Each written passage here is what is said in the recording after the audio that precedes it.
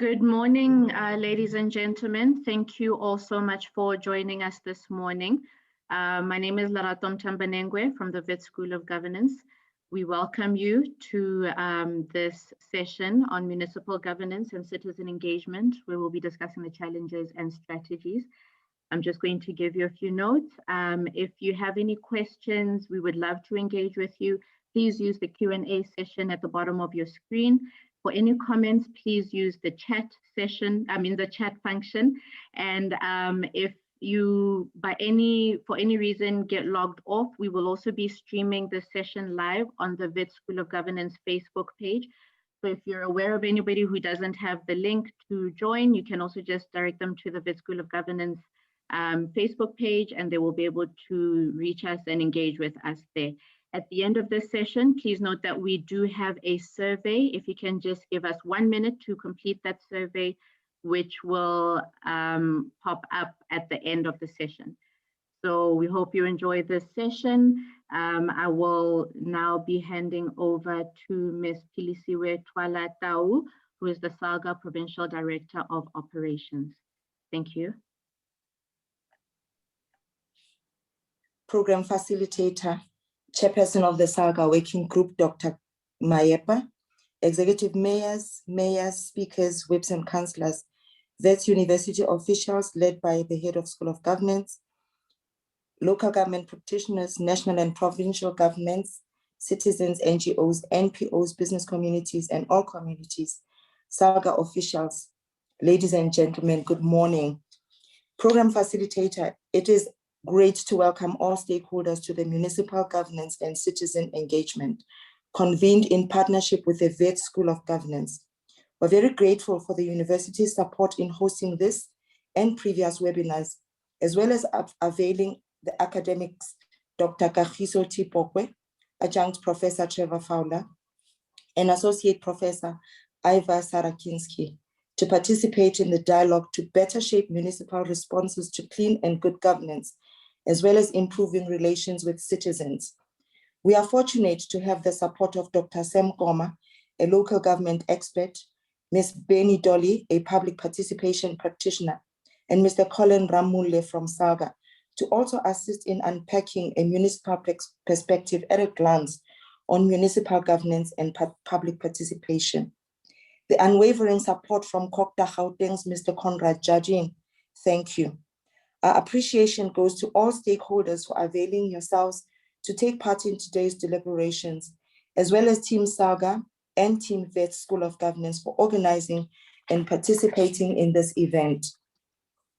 25 years on of local government, the sector is still plagued by negative municipal audit outcomes, financial mismanagement and weak oversight and accountability structures, weak political and administrative leadership interface, lack or non-compliance to legislative prescripts, lack of consequence management for poor performance, high vacancy rates in key positions, and political instability.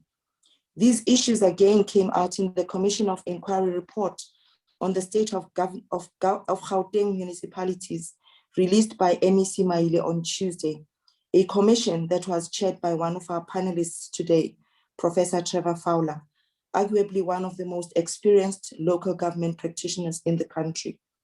In responding to these challenges, the South African Local Government Association developed the Municipal Audit Support Program, aimed at supporting municipalities in the red zone to improve on their audit outcomes. The program is founded on 4 pillars: leadership, financial management, governance, and institutional capacity. The association believes that any support directed to municipalities by different actors in the local government sector should be implemented through a coordinated and multidisciplinary approach. It is with this background that SALGA and Wits School of Governance initiated the stakeholder engagement that aims to improve municipal governance and citizen relations, as well as unpacking challenges and opportunities the local government sector needs to consider. Good governance is not confined to government. It is about the rule of law, accountability, and responsibility across all sectors. King reports state, and I quote, King 1, 2, and 3 had as their foundation ethical and effective leadership, underpinned by the principles of good governance.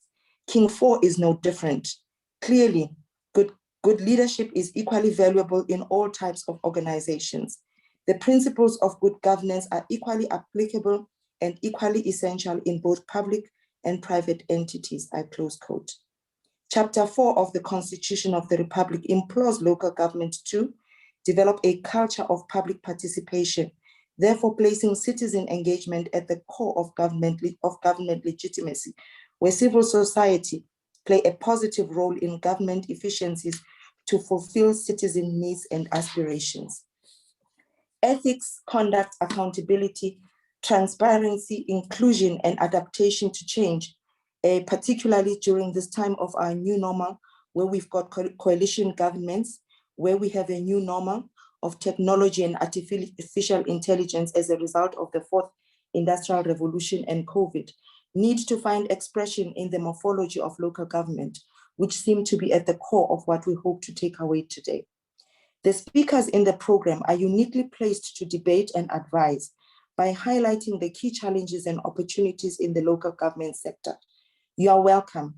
I'd like to single out appreciation of the participation of the team from the City of Johannesburg's legislature in today's webinar, simply because I'm aware of the innovative mechanisms they have introduced to improve citizen engagement, particularly during the COVID-19 pandemic, hoping we will get insight on lessons learned and the impact of their mechanisms for us to be able to build on benchmarking and best practice in this regard.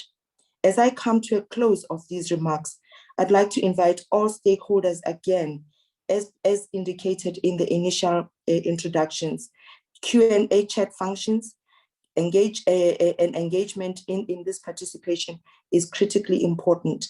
Again, we welcome to the webinar on, we welcome you all to the webinar on municipal governance and citizen engagement. I thank you.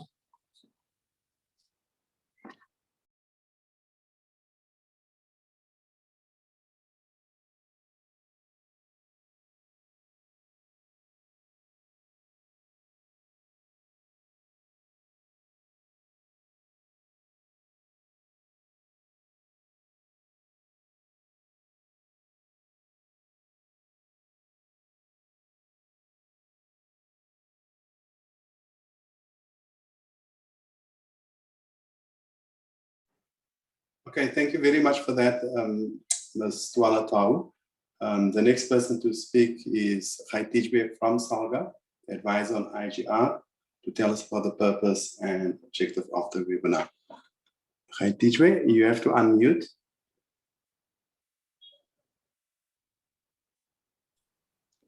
Thank you, Facilitator. Can you hear me, Facilitator? Yes, loud and clear. Go ahead, Kgoši. Thank you very much. Allow me to say all protocol observed. Today, our aim for this webinar is to provide you a high-level principle of municipal governance, the good one, local, accountability, as well as mechanism to implement consequence management, that we should also be in a better place to deliver better and inspired services, as well as the strategies to improve relations between municipality and citizens.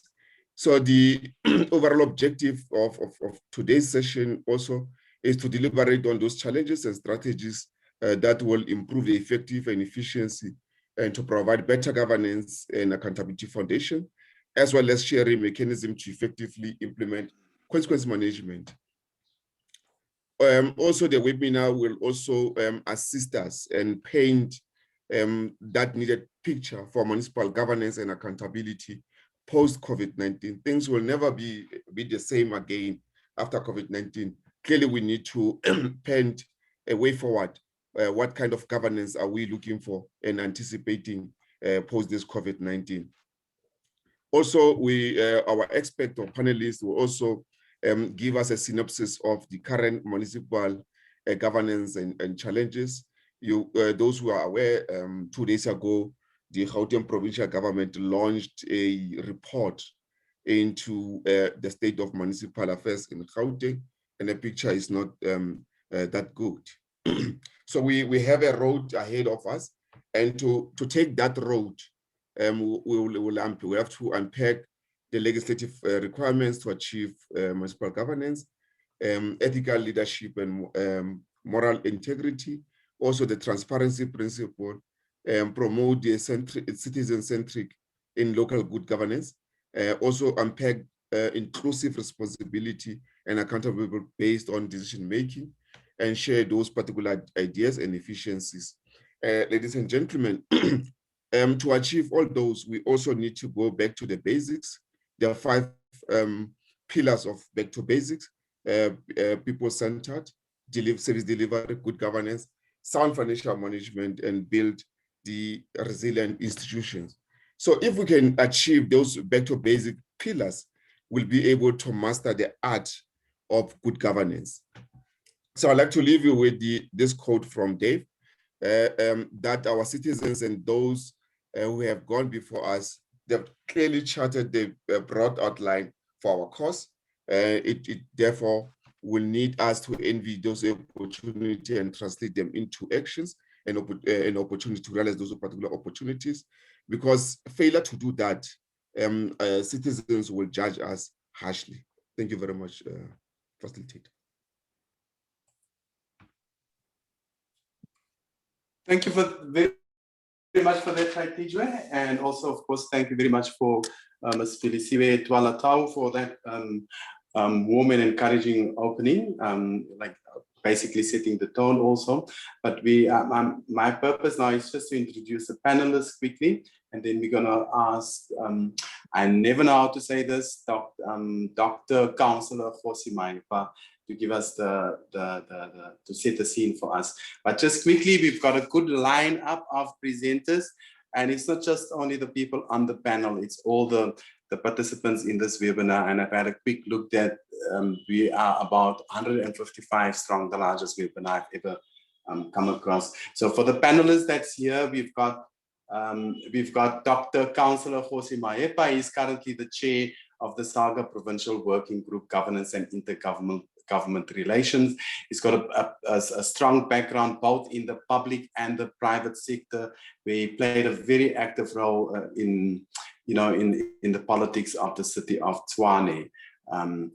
I'll talk last about myself. We've got Professor Trevor Fowler here, also from the Wits School of Government, also extensive experience within the political sphere, government itself, also as a functionary, and of course now as a professor at the School of Government. Then he was, like Kagiso said, heading the Committee of Inquiry on Municipal Governance. We've got Dr. Sam Koma also on our panel here, also quite with extensive experience. And his experience goes as far as Mozambique. So it's quite encouraging to see that the contribution from South Africa to our neighboring countries.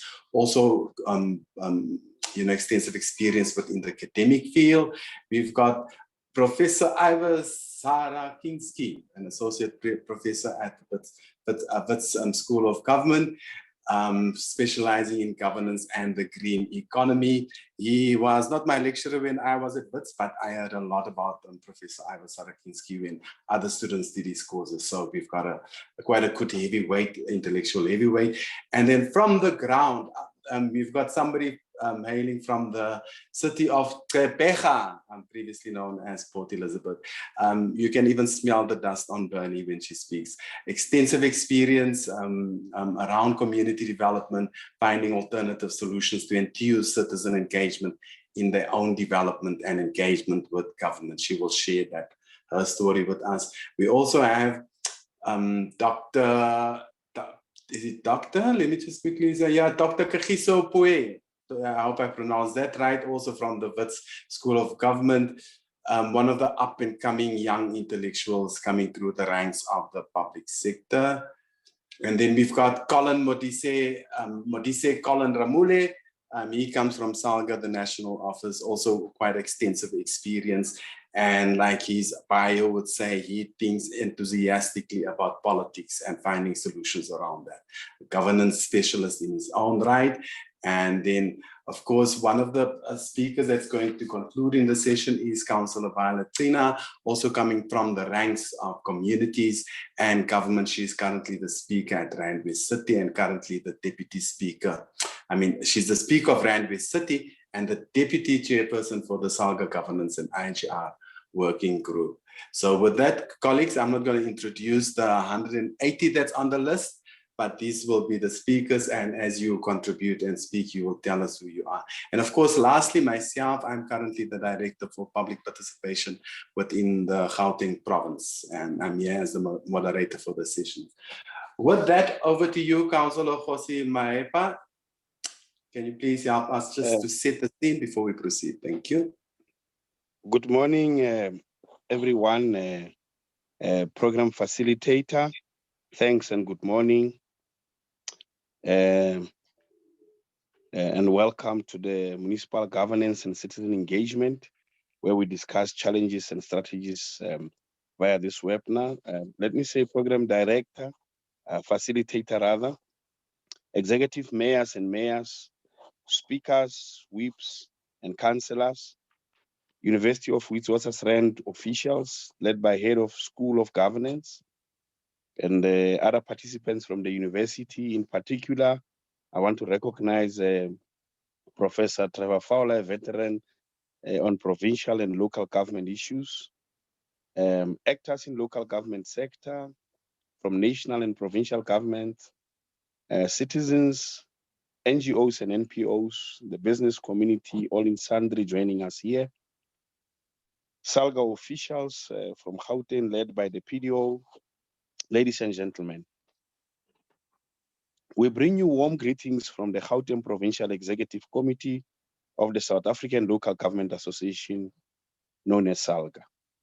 Program facilitator, it is indeed a great honor and privilege to address this august occasion of the gathering of leaders from a broad spectrum to collectively extrapolate, live critical issues in the local sphere of government, reflect and discuss the municipal good governance agenda, and how all other spheres of government should conduct citizen engagement, or in common language, we call it public participation. We are gathered under very unusual circumstances, which are slowly drifting towards the usual, of a pandemic called SARS-CoV-2, which is popularly known as coronavirus. The virus causes a disease called COVID-19. Even under COVID-19 disease that continues to spread and mutates to various variants, our commitment towards improving and strengthening policies geared at speedy delivery of minimum basic services to communities cannot be halted. Our immediate task today and henceforth is to look into a myriad and cocktail of challenges that are coupled to opportunities embedded in the local government sector or local sphere of government, as we officially refer to it, with the sole intention of crystallizing solutions that will enhance and accelerate delivery of minimum basic services to our people in their magnificent variety. Municipalities, together with SALGA, have collectively made efforts thus far in our collective quest to create accountable, caring, responsive, and people-centered local government, as enshrined in the Constitution of the Republic of South Africa. Furthermore, we are gathered on this platform to unpack local government governance, accountability principles, as well as appropriate strategies to use in rendering improved basic services to the citizenry. This webinar was made possible by a progressive partnership between SALGA and the Wits School of Governance. We are grateful to the university to have agreed to work hand in hand with us in shaping the work we do in the local sphere of government.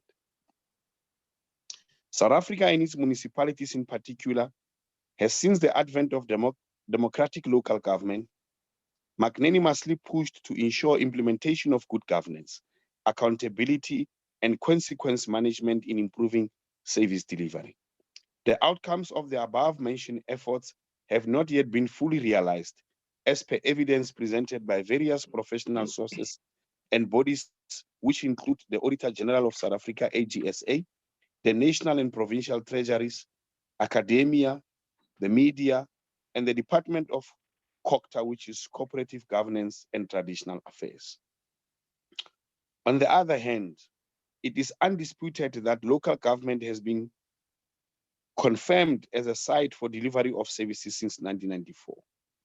And measurable progress has been made to ensure that communities, including those who were isolated, disenfranchised before 1994, receive minimum basic services like water, electricity, sanitation, and refuse removal from their local, metropolitan, and district municipalities.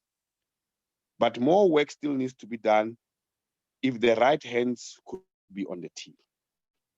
Various reports and popular narrative by multiplicity of sources argue that the success achieved so far is to a certain extent compromised by poor and weak leadership, ineptitude in governance, lack of accountability, and consequence management challenges in most of our municipalities. There is a protruding and growing challenge of the administrative political dichotomy or interface in common language.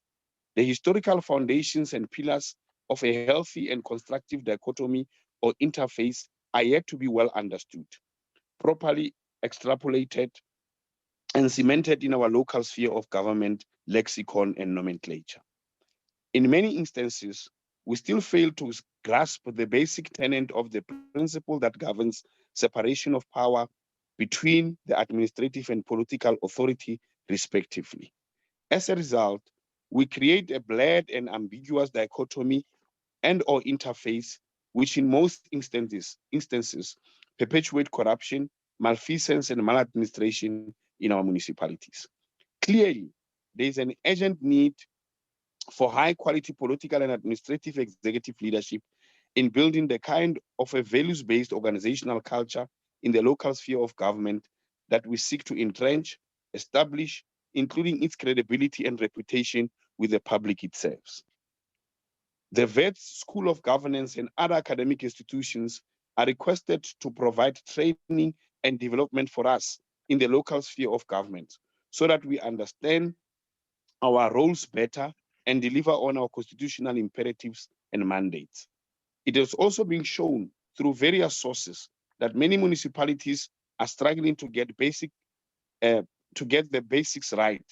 And as a result, they perform far below what is expected in the delivering of their constitutional mandate, which is, one, to provide democratic and accountable government for local communities. Two, to ensure the provision of services to communities in a sustainable manner. Three, to provide social and economic development. Four, to promote a safe and healthy environment. Five, to encourage the involvement of communities and community organizations in the matters of local government. Therefore, improving local government accountability requires a peculiar approach that recognizes the diverse factors underlying the perceived persistence of weak governance, lack of accountability, pernicious corruption, and poor service delivery. We need sophisticated but pragmatic approaches and strategies that will advance our agenda of a better life for the citizenry, and that is to ameliorate the socio-economic living conditions of squalor and abject poverty that we experience in our municipalities. Schleifer in 2005 argues, and I quote, "Creating interventions that improve local government accountability and combat corruption generally requires a tailor-made strategy that reflects the particular contours of the problem in different countries," unquote. In another place, Koma in 2010 argues, and I quote, "The point of departure is that the local sphere of government should successfully shift from mediocrity to excellence in as far as service delivery is concerned," unquote. The overall objective of the webinar today is to deliberate on the challenges and strategies to improve effectiveness and efficiency that provides better local government governance and accountability, so that we move to excellence, as argued by Dr. Koma here above, as well as sharing mechanisms and systems to effectively implement consequence management. Consequence management, excuse the pun, must be processed by proper training and development by institutions of higher learning like the Wits School of Governance to assist in ushering of a value-based organizational culture in the sphere of local government. Our soon-to-be developed strategy must be anchored on our core values, ethical principles, and standards set out in our country's constitution. Moreover, the webinar should strive to narrate and paint a picture of needed municipal good governance and accountability post the COVID-19 disease.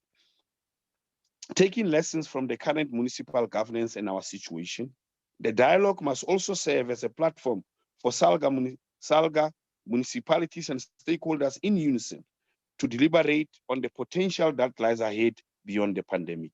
Program Facilitator, while substantial progress has been made, much more work remains to be done during this transition towards a value-driven culture to ensure the continuity of our change agenda, which is a commitment or our demonstration that local government is indeed responsive and accountable to residents of our municipalities, and that we undertake all our duties and tasks with utmost due skill, diligence, and care for the benefit of our people.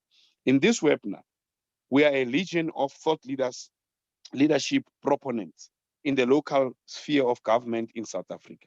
We have collective interest to ensure that our people receive quality basics delivery, service delivery, and they get prosperity from our government. We must invest more of our time in the remaining months of the current term to ensure continuity in good governance, to provide fit and proper leadership, and build greater connectivity with our people. In conclusion, Program Facilitator, as thought leaders, we have a rare opportunity today before the upcoming local government elections in late 2021 to shape the narrative, formulate a strategy, and provide direction and answer an important question of what is to be done. I thank you.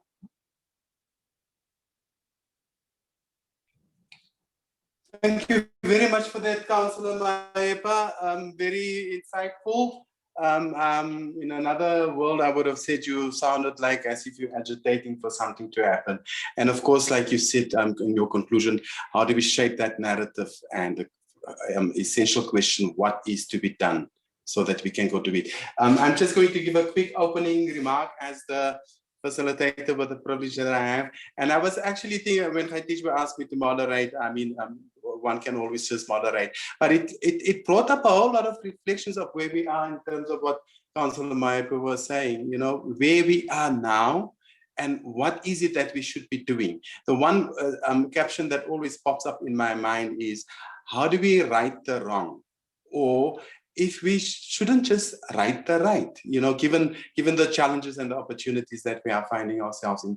So if we are to reflect, and Councillor Maepa started doing that, I'm sure if we must put pen to paper and not type it out, if we must put pen to paper just on reflecting of where we are now and how do we go forward, I'm sure some of you will come up with some good and inspiring words that will say something like, it was the best of times, you know, where we come from. It was the worst of times where we are in. And it was the age of wisdom and it was the age of foolishness. That resonates quite deeply with this current situation, especially what COVID brought up. That was actually written by Charles Dickens in 1859.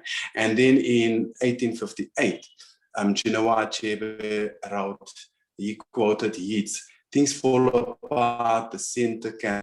Mere anarchy is loosened upon the world." Mere anarchy is loosened upon the world.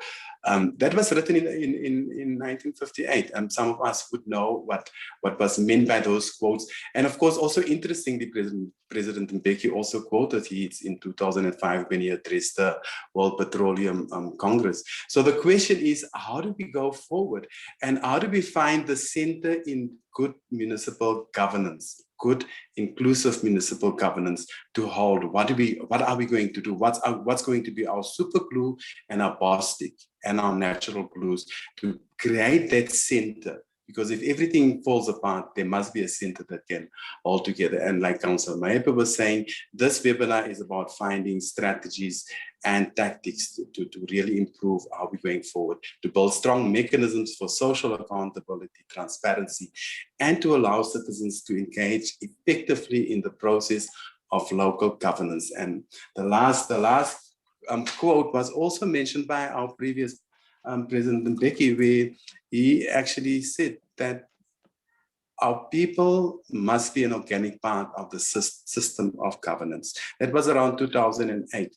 And that is why this webinar, it is by no coincidence that the discussion on good governance involves at the heart of it the role of citizens and how citizen engagement can contribute to that accountability framework. So without much ado around that, opening remarks from our side, we've got a good panel of intellectuals, academics, and of course also workers in the midst of this panel. So we're going to go over to the panel, and we're going to ask Professor Trevor Fowler just to give us his thinking and what is to be done around this, around the four questions that we have around this topic. Professor Fowler.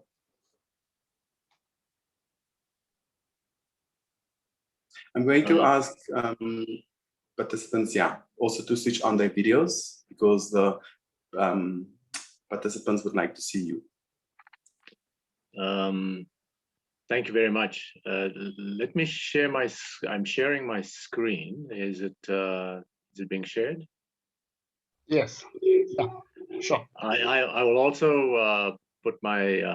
when I take off the screen, I'll turn on my camera.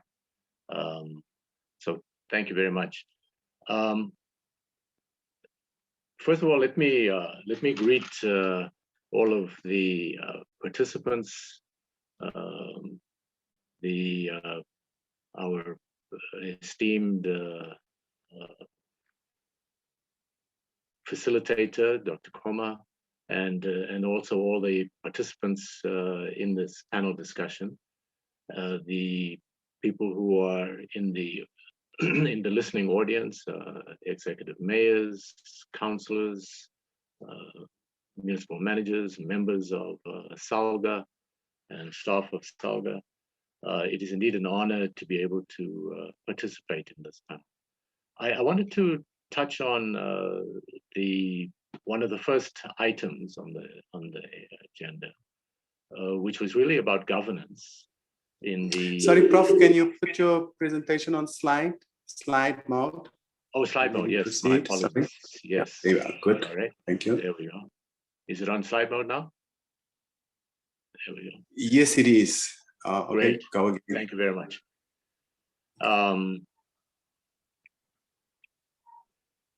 So one of the questions is about whether there's an ideal coalition arrangement.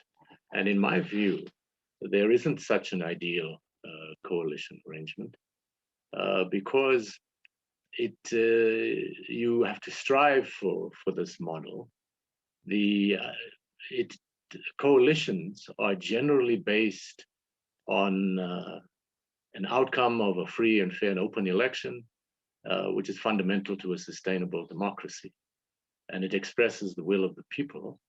And therefore, the model that's developed really looks at the balance of, first of all, the balance of power between the various parties, and also the objective conditions upon which they were elected.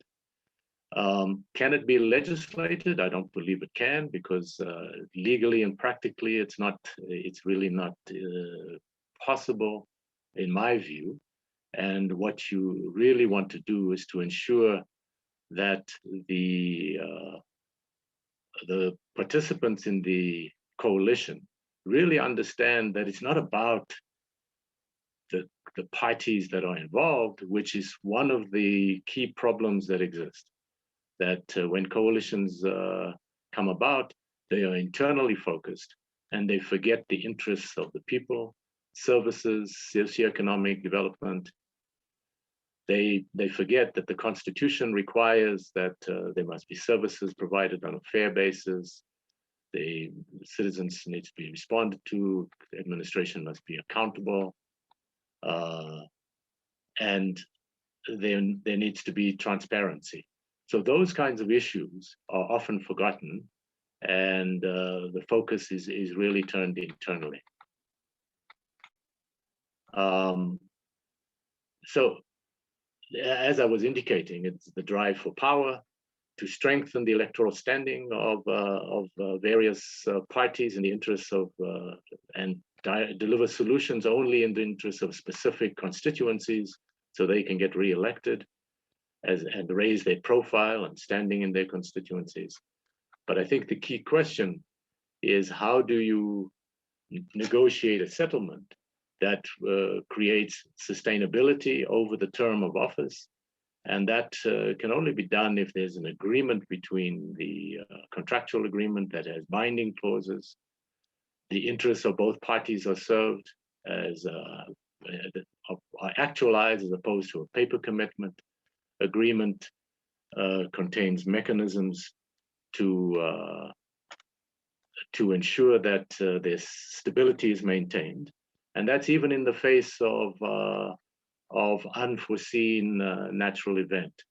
And if I can give you an example, I know in the early days of democracy, there was a municipality called Gauteng Taimani, which they had a split council. Each party got the same vote, and they then elected a speaker, and they were then able to balance things. But unfortunately, the speaker passed away, and it created then turmoil thereafter. So the question is, how do you address those kinds of issues? The agreement, of course, must serve the broader interests of the community. So the success is really about leadership that is able to address their caucus, address maintaining the coalition in the face of perhaps difficulties, have a short-term vision, which is to the end of the term, and focus on the long-term vision, which is really about the people and the best interests of the people, and allowing the administration to work without impediment and have a problem-solving approach to those issues. But I do want to go on to just touch on some of the other issues, and I won't take too much time. I've got about a minute and a half left, is really to touch on the question of how do you address the transitional arrangements, which is really moving to a post-COVID environment, which is likely not to be a post-COVID environment. We may have the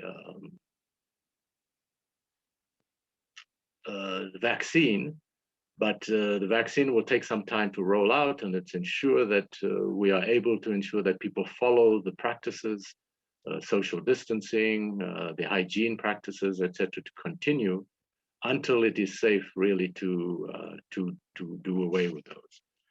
The other mechanisms for accountability is really having systems in place that ensure accountability and ensuring that leadership is able to motivate people to be accountable, that they have systems that engage with the staff, engage with people who are employees who are to be held accountable, to deliver the services that are in the interest of the people.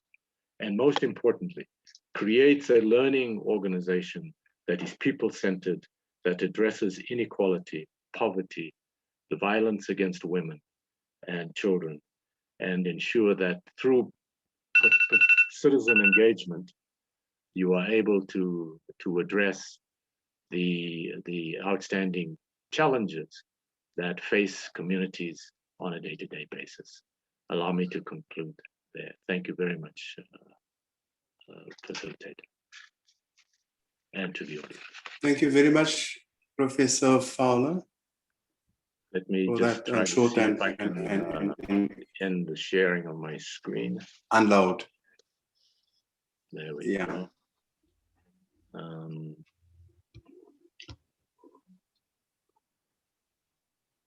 And while you're doing that, thank you very much for that thoughtful input around that, and especially around how do we create learning organizations and truly engage within an organization with the people there, and of course, also importantly, how do we engage with citizens out there. I'm going to ask Dr. Sam Koma also just to come in around the topics of ideal governance model, and then after that, Professor Ivor Sarakinsky. Dr. Koma. Oh, yes. Thank you, Facilitator Conrad, for this opportunity. Good morning, ladies and gentlemen. Many thanks for joining us this morning. We're looking forward to a very interactive and insightful session. So feel free to comment and also pose questions on the platform, and we'll find time later this morning to respond and also make input on some of the issues that we'll be raising. So colleagues, I'm going to make input on 3 cardinal areas. 1, looking at an ideal governance model in the context of coalition local government arrangements. 2, the whole issue of implementation of consequence management and how to rebuild local trust. And lastly, looking at municipal governance post COVID-19, but very important, post 2021 local government elections. So Lerato, please help me with the next slide. So the starting point on the issue of an ideal governance model in a coalition local government arrangement, I do agree with Professor Fowler on some of the mechanisms that needs to be put in place right at the outset as part of cementing a coalition arrangement. But I'll start by saying that the framers of the Local Government Municipal Structures Act 117 of 1998 seemed to have anticipated a multi-party municipal coalition government by providing for different types of municipal government, 1 being the collective executive system, 2 being the mayoral executive system, 3 you have the ward system, 3 you have the plenary system, and also you have the sub-council system as the 5th one. So if you refer to section 42, subsection 2 of the Municipal Structures Act, the municipality may establish an executive committee, usually referred to as ESCO, of no more than 10 members who are councillors based on the PR system of parties constituting the municipal council. A classic case study of how this particular executive system has applied in the context of a metro is if you refer to the eThekwini metro, that since 2000, local government elections has managed to work on an executive committee.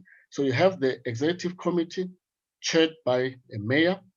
Both the executive committee and the mayor are directly elected by the municipal council. In that EXCO, you have 6 ANC councillors who constitute the majority of the EXCO. You have 3 DA councillors and 1 IFP councillor. So I'm saying this system has yielded, well, relatively a political and governance stability in the metro since 2000 local government elections to date. It is a tried and tested governance model for the metro. And I'm saying even if the next local government elections of 2021 were to deliver a hung council for the metro, the parties will still be able to navigate and pull through the situation because they've perfected the system, plus they have the institutional memory. Next slide, Lerato. So in 2006 local government elections, in the case of the city of Cape Town, you also had a 7-party governing coalition under the auspices of a multi-party forum formed in the metro until it lapsed in the 2011 local government elections. The metro then also adopted the collective executive system, just like eThekwini Metro, and it changed it in 2011 local government elections through adopting the mayoral executive system. The third point is to say that the mayoral executive system, in the case of the metros, since the 2016 watershed local government elections, appears to have produced political instability, at least in 2 metros, namely the city of Tshwane and the Nelson Mandela Bay, because the two metros within a period of 4 years have had 3 executive mayors elected by the municipal council. But I'm saying there could be a myriad of contributing factors, in part due to experimentation, because most of the parties, it was an uncharted territory in 2016 for these parties to then get into a coalition arrangement. The city of Johannesburg, the city of Tshwane, Ekurhuleni Metro, plus the Nelson Mandela Bay. And also you have issues of trust breakdown, intra-party power dynamics and positioning. You also have personality clashes. Classic example in the Nelson Mandela Bay, the situation that faced the former executive mayor, Athol Trollip, and also the late Mr. Popani. That also culminated into a paralysis and instability within the political arena of the metro, plus a change of national party political leadership. So you realize that a Musi Maimane DA was sort of receptive to working with the EFF as a coalition partner in, say, the Nelson Mandela Bay and also City of Tshwane.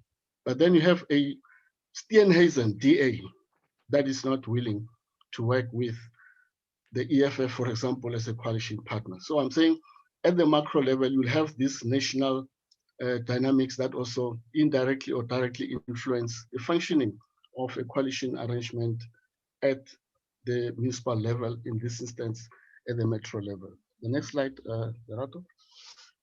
So in terms of implementation of consequence management and rebuilding local trust, the point I'm saying is that the culture of impunity is drastically getting addressed through various interventions. The first intervention is the Public Audit Amendment Act, number 25 of 2018, that heralds a new epoch in respect to holding political office bearers and accounting officers accountable.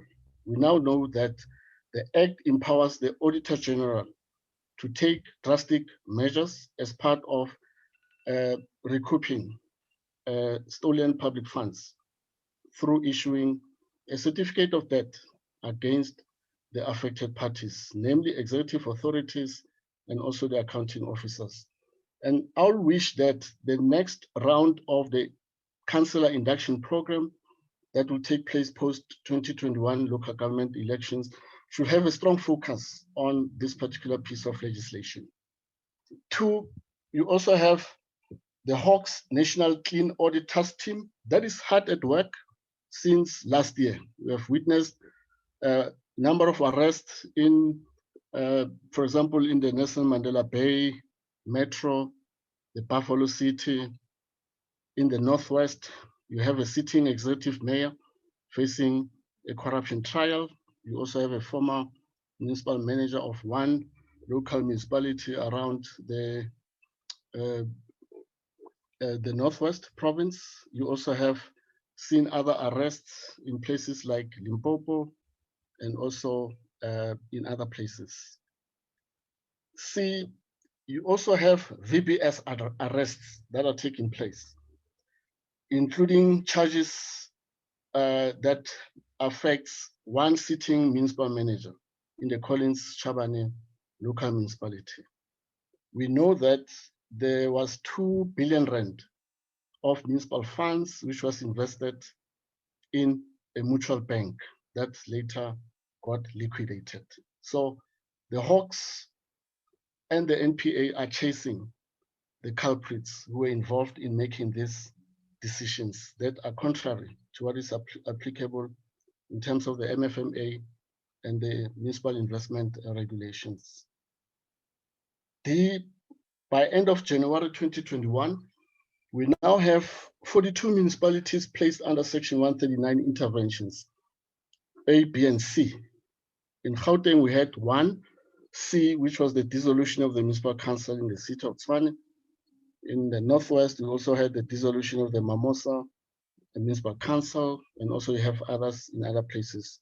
But I'm saying this is not a healthy situation for municipal councils to be facing this particular situation, because they get the mandate from the local municipalities who have put trust and faith in their public representatives to be able to fulfill their constitutional and legislative obligations in terms of providing basic services and ensuring that there is good governance within the municipalities. But then they are being failed as a result of this kind of decisions that are taken at the provincial level. And also you have lately the SIU Proclamation, which was signed by the president sometime last week, which relates to the situation in Mogalakwena local municipality. So SIU is going to the municipality to probe allegations of maladministration, allegations of fraud, allegations of corruption against political office bearers, and also the municipal manager, as well as the directors directly accountable to the municipal manager. So the message in a nutshell is clear, is to say that if municipalities fail to execute their oversight role, plus taking bold decisions to implement consequence management, they run the risk of inviting Section 139 interventions in law enforcement agencies, namely SAPS, the Hawks, and also the NPA. Next slide, Lerato. So in terms of municipal governance post-COVID-19 pandemic, personally, I expect to see municipal councils fit for purpose and well placed to execute constitutional and legislative obligations. We also expect to see strengthened MPACs that effectively play oversight role over financial governance and internal controls of municipalities, plus political leadership driven by selfless conduct and adept at resolving complex municipal governance issues. Therefore, the selection of councillor candidatures in the forthcoming 2021 local government elections is crucial in this regard. And I'm happy to see that in some of the parties, the ANC, for example, they're beginning to put attention to the criteria that needs to be put in place as part of carefully selecting and nominating councillors who will be serving in the respective municipal councils once the municipal electoral results are announced and they begin to govern some of the municipalities. And also very important, the fostering of developmental, capable, and ethical municipalities by political and administrative executive leadership of municipalities. Here I'm referring to the political office bearers, the executive mayors, the MMCs, very important, the municipal managers and the directors directly accountable to the municipal manager. And finally, and also agreeing to what Dr. Maepa said in his opening remarks, to say schools of governance and public management and other epistemic communities, we need to partner with SALGA and the municipalities as part of the impetus to develop capable and ethical municipalities. And that's the end. Thank you. Thank you very much for that, Dr. Koma. And what comes to mind is that you've painted a picture of, it was, let me get it right, it was the season of light, it was the season of darkness, in terms of what you've painted, that comes to mind. And how do we get out of that? That question must always be on top of our mind. I'm going to ask Professor Ivor Sarakinsky to also just weigh in on this topic. Just before Professor Sarakinsky come in, just for the purpose of the participants, I've made aware that there is the agenda wasn't shared widely, but there's 2 sections. This is the first section, municipal governance. Professor Sarakinsky. Well, let me begin by thanking SALGA for the invitation to speak at this important webinar seminar, and all protocols observed, to the councillors, the mayors, and all the delegates, as well as my presenter colleagues too. I hope that Conrad only heard good things about me in the earlier discussion, that he mentioned he heard things about me.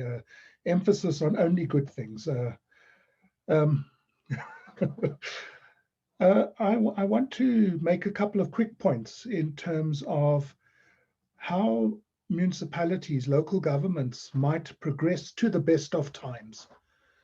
Progress to the best of times. I think we all agree that local government has gone through difficult times. So how do we break out of that, and how do we move forward? I want to make a couple of quick points in terms of the questions and the themes that have been set out in the program. The first point I want to make is the issue of administrative accountability. We often ignore this, and it's perhaps the foundation of municipal governance. And what I'm referring to here is your basic structure of management in your appointed official and in your department, amongst your departments. So what are the lines of command and the lines of authority in the hierarchy of the municipal departments and the bureaucracies within them? And these need to be strengthened so that managers can manage and can hold their people that work in their departments to account. And for this accountability to occur, you need a reporting structure, you need a whole set of support processes to reinforce hierarchical authority. And without that bureaucratic hierarchy of authority, it's very difficult to hold subordinates to account. So we really need to build basic bureaucratic capacity in the departments of local government systems. I think that's the first point that I wish to make. And to emphasize here the whole idea of disciplinary hearings. If people misbehave, if they break the rules, if they do all the wrong things, if they're in breach of the MFMA and other regulations, there has to be swift action, an internal hearing, an internal disciplinary hearing. And that internal disciplinary hearing can make findings that deliver consequence speedily. And that's the crux here. A criminal case can take years and years to go through the courts. An internal hearing is speedy, and people around see consequences emerging, and that intimidates and hopefully prevents others from doing the same, because they see the harm that such action causes to individuals' well-being in terms of being dismissed or fined or prosecuted, etc. So I think we're not taking advantage of quick processes built into the way municipalities function in terms of internal hearings. And part of the problem is because of weak administration. If an official is accused of malfeasance in one municipality, that official resigns and gets a job in another municipality, and in that way circumvents consequences and circumvents accountability. So SALGA needs to keep a database of officials who have been accused of malfeasance to prevent them moving around the system in order to avoid consequences. And I think that that would go a long way in helping solve very difficult problems. Following on from administrative accountability is the issue of political accountability. And that's where your Section 79 committees, as well as your MPACs, have to play an oversight role. They've got to hold politically the appointed officials to account for the administration of democratically decided policy. And I'm making these points very clear. Democratically decided policy is separate from administration. And part of good governance is to insulate administration from political interference. And many, many municipalities haven't achieved this. There's too much political interference in administration, whether it comes to tenders or land rezoning or business rights, a whole range of functions. There is too much interface between politicians and administrators, and we need to start to put a clear boundary line in between administration and policy making and oversight. Oversight isn't political interference, it's correcting errors in administration. So there we've got basic administrative points that I wish to make, and then move on to more political issues. Lost trust. What's the basis of lost trust? Municipalities aren't responding to citizens' needs. So simply put, if you want to rebuild trust, you've got to become more responsive. And that means addressing the concerns that citizens have, that you pick up in your ward meetings, that you pick up from the complaints that citizens bring to the attention of the councillor, and they bring to attention of council as well. Quick responses, potholes in roads, water outages, electricity outages. These are the kinds of things that have to be dealt with quickly and speedily. And in that way, you build trust. There's no magic wand you can wave to suddenly get public trust. And this brings us to local government elections 2021, later this year. It brings us to coalitions. And coalitions are complicated things. And they have in many ways contributed to a decline in public trust in local government because of the shenanigans and the cynical politics of the coalition parties in many, many cases, far too many cases. And what you see happening is people bargaining for a deal. There's no majority, and smaller parties put forward proposals to get into positions of power based on rewards from the larger parties who need them for the formation of a coalition. And people see this, and they see cynical behavior, and it contributes to a decline in trust. So I think we need to look more closely at how we do coalitions in South Africa, at local government, maybe provincial in years to come, and maybe even national in years to come. And yes, we can't prescribe legislatively how to do it, but there are some principles that need to be borne in mind here. And I think the first one is that the majority party needs to, or not the majority party, the party that gets the largest numbers of seats in council, even though it's not a majority, through a policy statement, has to have the first opportunity to form a coalition.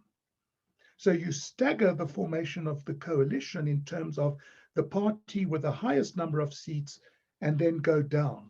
So you give them a week to negotiate with smaller parties to form a coalition. If they fail, then the party with the second highest number of seats has a chance until you end up with an agreement. The way it works now is the parties just negotiate amongst each other, and you've almost got chaos and opportunism, and my enemy's enemy is my friend, and it contributes to a decline in public trust. So to regularize the process of coalition making through a process, through a policy statement, I think that would help. Once a coalition has been formed, I think through a policy document, a statement of intent with policy outcomes has to be signed by all the members of the coalition, and it has to be made public, because that's what you use to hold those in public office to account. Currently, it's all vague, it's all fuzzy, it's all pragmatic alignments, and citizens don't know what's going on inside and outside councils and executive chambers. We need more transparency through public statements, signed contracts with the electorate in terms of what the coalition is going to do, and that forms the basis of accountability. So I think those are the kinds of issues that can help enormously in stabilizing local government if you don't have majorities, can consolidate administrative capacity, can rebuild public trust through accountability and performance in terms of responsiveness to what citizens need. Finally, in terms of post-COVID, difficult to look into the future here, but I would say that we've learned a lot in terms of using online resources to manage simple processes, and we can continue to do that and use face-to-face meetings for clear communication with citizens in terms of report backs enabling accountability. much more of that, not citizen engagement, report backs. We had a mandate to do X. This is what we've done in dealing with X, and being held to account in public meetings has a cleansing effect. It has a pressurizing effect on elected and appointed officials in terms of encouraging them to do their jobs better. So let me leave it for that, and I'm sure there'll be many questions to come on the quick points that I have made. Thanks very much for your attention. Thank you very much for that, Professor Sarakinsky. To conclude on your concluding word, I actually prefer the term a cleansing effect. That sounds much more profound in terms of trying to write the rights that we want to write. Thank you very much for that. The common theme coming through all three presenters is the effect that the governance, the administration has on public trust. So the government, the state cannot govern itself in and for itself. It has that impact on trust and citizens. And citizens mimic the leadership that they see and experience from public officials and government and administration, as like what Professor Sarakinsky said. Let's start at with administrative accountability and start there. With that, colleagues, thank you very much. We are going to move over to questions and answers and some comments. There's quite a number of comments on the chat box that's there. We will encourage participants to go through that. After that, we will have a 5-minute body break. So we'll have about 50 minutes of question and answers. Do we see any hands for questions or comments from, for the panelists? Lerato, you'll just help to show any hands. We're going to take 3 hands. I'm going to ask participants 1 question at a time. Don't smuggle in a second or a third. We will have another round, or you can post your second question on the box. We are about 190 strong, so that's quite a lot of questions if we have to go through all of them. 3 questions at a time. Any hands, Lerato? Do we see any hands? I'm going to open up for Lindega Mfengwana. Okay, do that. Thank you, Lerato. Lindega, please unmute. And introduce yourself, please.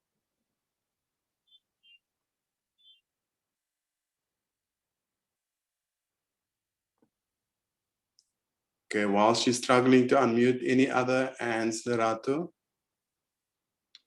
I also see Clifford Mutaung. Clifford, go for it.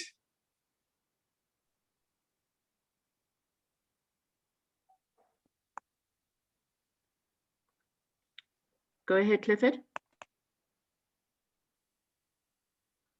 Hello? Yes, Clifford, we can hear you. So it's Lemako. I've been shared the link by Clifford Mutaung. So it's Lemako actually. I'm from Free State. Oh. Yes. I'm in the Fabian local municipality as the resident. My question will be, after hearing this good presentation about good governance and the issue of making public trust, my question will be, what about the political parties to be taught or trained? Because most of the time you'll find that Wits School of Governance are training the administrators or the officials, but the political parties whom they are responsible for their members, they are not having political will to deal with issues of good governance. Their people, their representatives don't account how we deal with that the political parties themselves, that they must be trained, that as political party, because it's you representing the people through your representative in there, that they must have that political will for good governance. Because almost all the time that you will hear the leaders saying that they don't want corruption, but at the end of the day, it's them who are saying to the administrators, do this, do that. How we deal with that from the political parties themselves? Thank you. Thank you very much, sir, for that. The role of political parties in good governance. Is there another hand, Lerato? And can I ask one question at a time? Okay, I'm going to open up for Ndabezitha Tenza. Ndabezitha, please unmute. tell us where you're from. Good morning, Lerato, and our facilitator. My name is Ndabezitha Tenza. I'm from Herkora District Municipality in KwaZulu-Natal. Do you hear me? Yes, please go ahead. Okay, I'm Ndabezitha Tenza from Herkora District Municipality, KwaZulu-Natal. My question is solely based on the issue of public trust. Based on the presentations from the three presenters, it's clear that there is high level of public distrust, or there is high level of mistrust in terms of service delivery. So my question is, what is the role of communication what is the role of communication in terms of that, or in terms of bringing or rebuilding trust? Currently, we are seeing between 2016 and between 2014 and 2016, the research indicates that the levels of service delivery protest has grown up as a response to poor service delivery. So therefore, is there any role that the communication can play to bridge that gap? Thank you, Chair.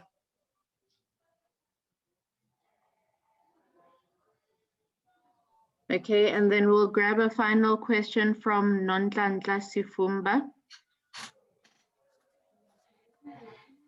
Thank you very much, Lerato. Good morning to all the panelists, to the councillors, all protocol observed. I'm from the city of Johannesburg. I'm a PR councillor at the moment. My question is centered around the nature of coalition government in itself. During the tenure of the previous administration, that was there about 4 years ago, we've experienced some of the areas where you find that within that particular municipality, there are officials or public servants that go out of their way to actually not follow the strategic direction that is placed by the incumbent administration at the time. I mean, it's no secret that within municipalities, you will find a pocket of those officials who are there on a patronage ticket. Now, my question is to the panelists, how does one deal with the level of sabotage in a coalition government where the strategies are in place and officials just choose not to actually adhere to those particular strategies that are placed there by that particular administration at the time? Thank you. Thank you for that question, Councillor Nonhlanhla. Lerato, from the chat box, the chat room, can you read for us 3 questions that were posted? Absolutely. I've got one here from David Morema. He says, very insightful presentation by Dr. Maepa. In line with the topic of the webinar, the presentation focused more on self-introspection as councillors and administrators in local government and their accountability, which is a portion of citizen engagement, but silent on the public services obligation to engage citizens in all their processes. What is the panelist's view on public participation, stakeholder engagement, or social facilitation being incorporated into all political and administrative processes, be incorporated in all performance contracts, and be measured through KPIs? Thank you for that. The next one, Lerato. We've got one here from Mashilo Mokotong. I hope I said your surname right. Dr. Fowler, are there any international benchmarks on successful coalitions? Short and sweet. And the third one, Lerato. Mishak Mulaudzi says, what is required to rebuild the public trust? And then there's also another one here from Joe Mavuso, also on the coalitions, to Professor Fowler. Would you agree to coalitions being regulated by government? Okay, thank you very much, Lerato. And it's only because it was you that you could smuggle in a fourth question. That's great. Yeah. Okay, I'm going to open it up to the panelists, and from the panelists, I will also just go in order, and the panelists can, in order of what they presented, and the panelists can just touch on any of the questions raised, not necessarily, and then the following panelists can either touch on what wasn't raised, or maybe just accentuate on any of the comments. Okay, Professor Fowler, you want to take a go at these questions, the verbal questions and the chat questions? Okay, thank you very much. The question about training, I think that SALGA does undertake training of the political parties from all, regardless of which party they're from. They do it during induction, but they also have programs which they run with various universities to train councillors on leadership at times. I think the question is really about getting the funding for it, but there is training for councillors. The question from Tabazita about public trust. What is the role of communication? Communication is a very important role. I think Professor Sarakinsky mentioned the question of presenting reports, but I'd like to add to that the question of social media. Social media, when used by municipalities, can ensure that there's responsive, that the response is quick and it is addressed as the questions are put forward or the issue is put forward on social media.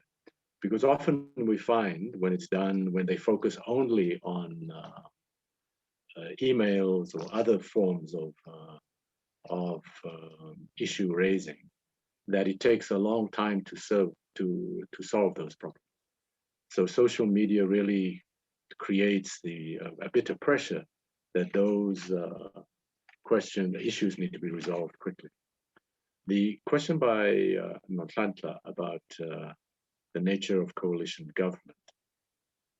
I think the key question here, first of all, that in Johannesburg, they actually had a minority coalition. So the coalition that was there didn't have the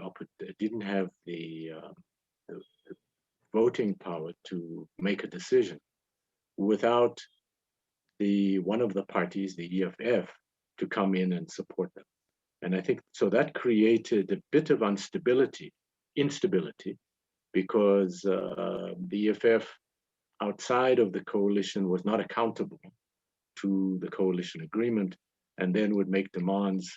And I know of a specific instance where appointments were delayed by 3 months because it wasn't accepted by the EFF, one of the parties.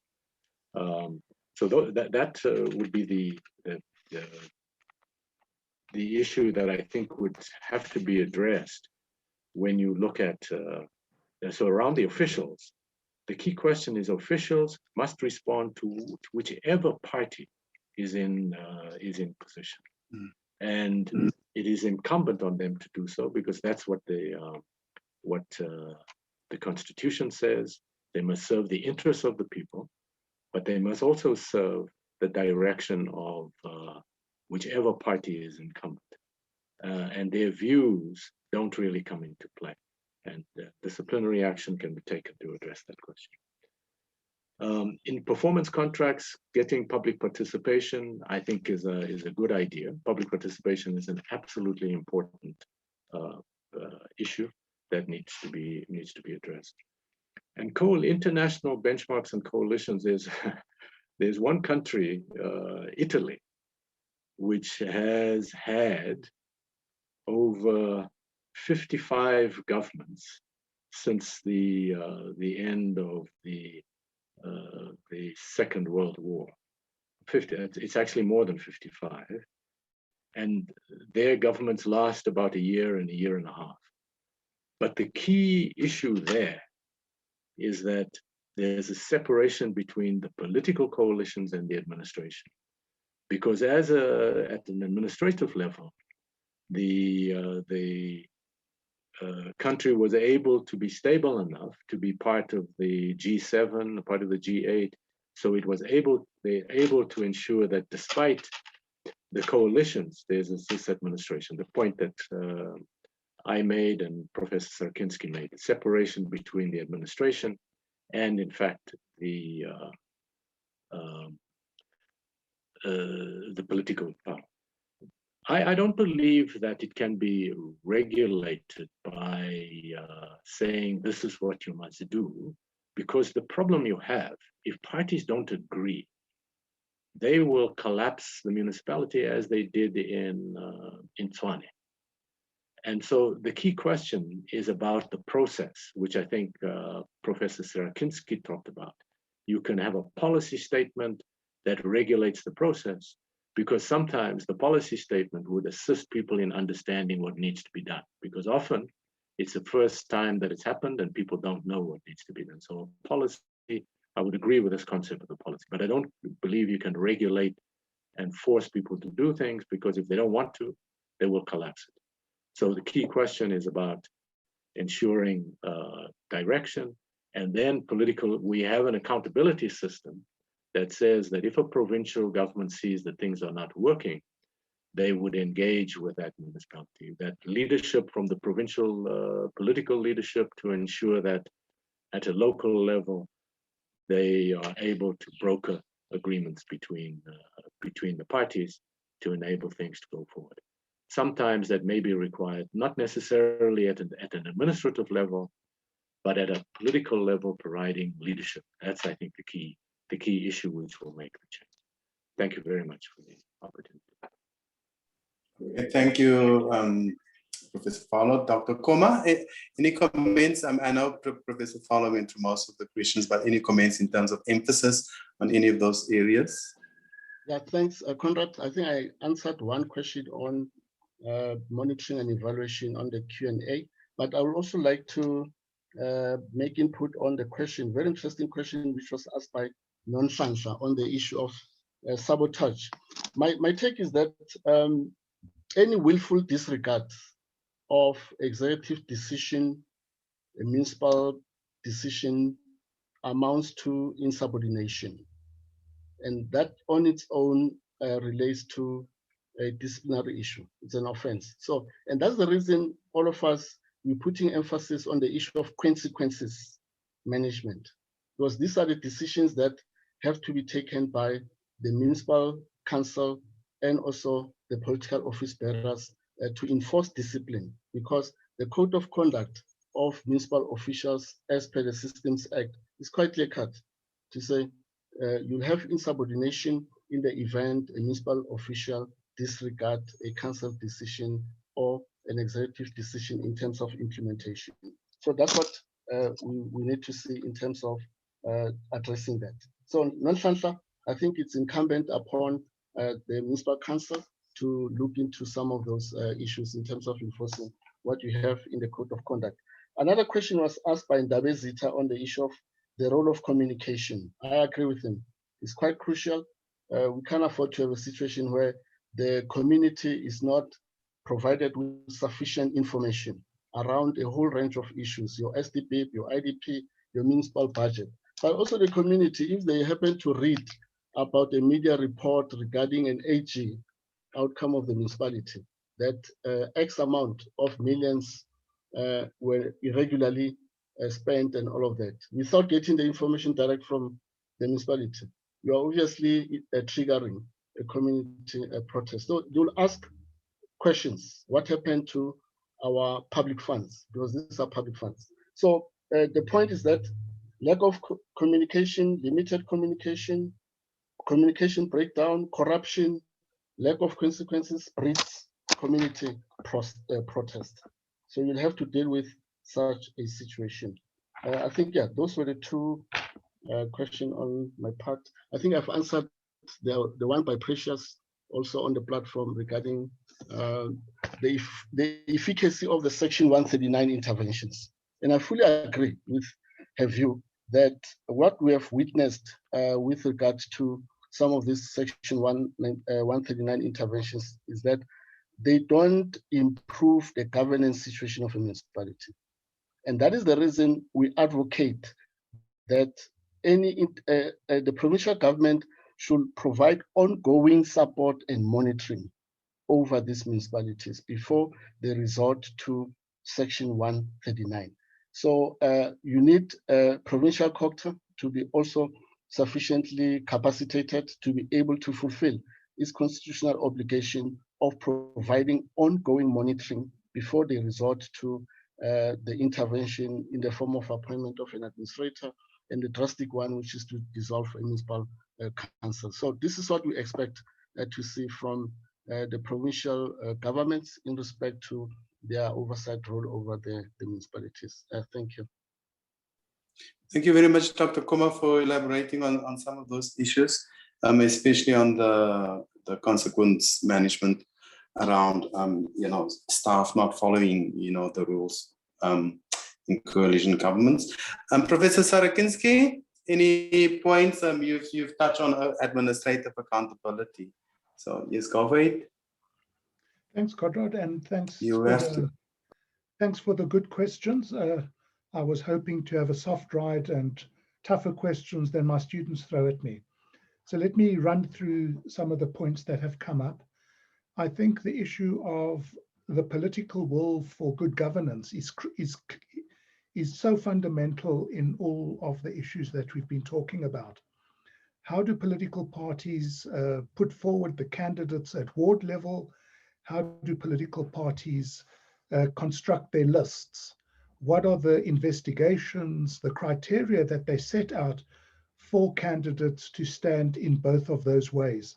I think that there are serious gaps across all the political parties on this, and some clarification would be very helpful in filtering out people who don't have the public interest at heart, but want public positions to pursue private interests. So political will there and criteria for being a candidate for election at local government level is just so important. And this flows into a really important point raised by one of the delegates in the question panel, ward-based coalitions. Unfortunately, you can't do ward-based coalitions under the current electoral system. One would have to change that to a different kind of electoral system. But I would argue that whoever wins the ward has a leadership responsibility to be inclusive and to engage with the representatives of other parties in terms of building a consensus and bringing all citizens into ward processes in deciding what's best for the ward, empowering the ward councillor to pursue those issues in council and through official channels.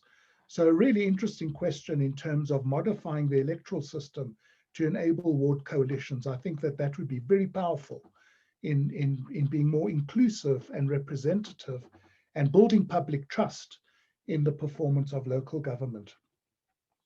A lot said about public trust and communication. Communication has to be based on fact.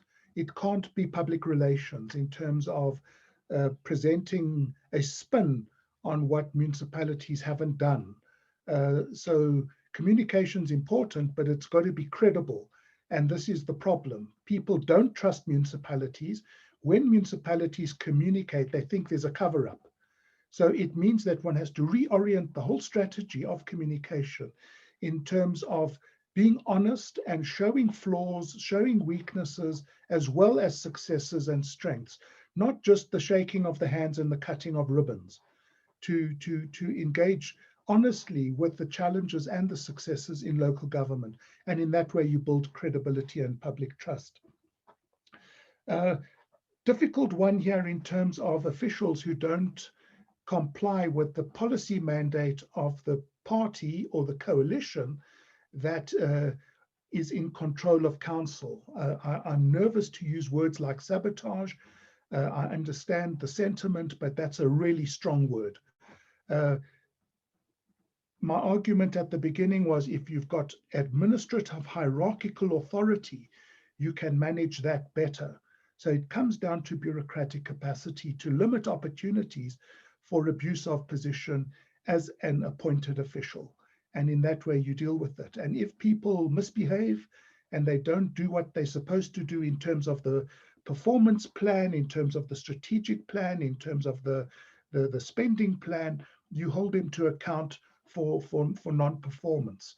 And in that way, you get the policy agenda executed through officials who do the administration. I've said a lot about engagement. I won't say more about that. Just public participation. It's not a tick box exercise. We met community X and they said they wanted ABC. Public engagement is a much more complicated process. And I think we need to skill our appointed officials to do this engagement better than they're currently doing it. It's something that you tick box and you move on to the next issue, and it needs to be taken more seriously. Final set of points. Just to clarify to a point in comment by Lefadi, I'm suggesting that the party with the greatest number of seats in council has the first shot at forming a coalition. It doesn't guarantee them any power in a coalition later on. So if they can't form the coalition, minority parties or smaller parties have an opportunity to form a coalition. And then the party with the greatest seats could be in the opposition. There's no guarantee of anything in terms of how the coalition's formed. I'm just saying that you sequence the process of forming a coalition in that regard. So let me leave it at that, Conrad, for the moment. Thank you.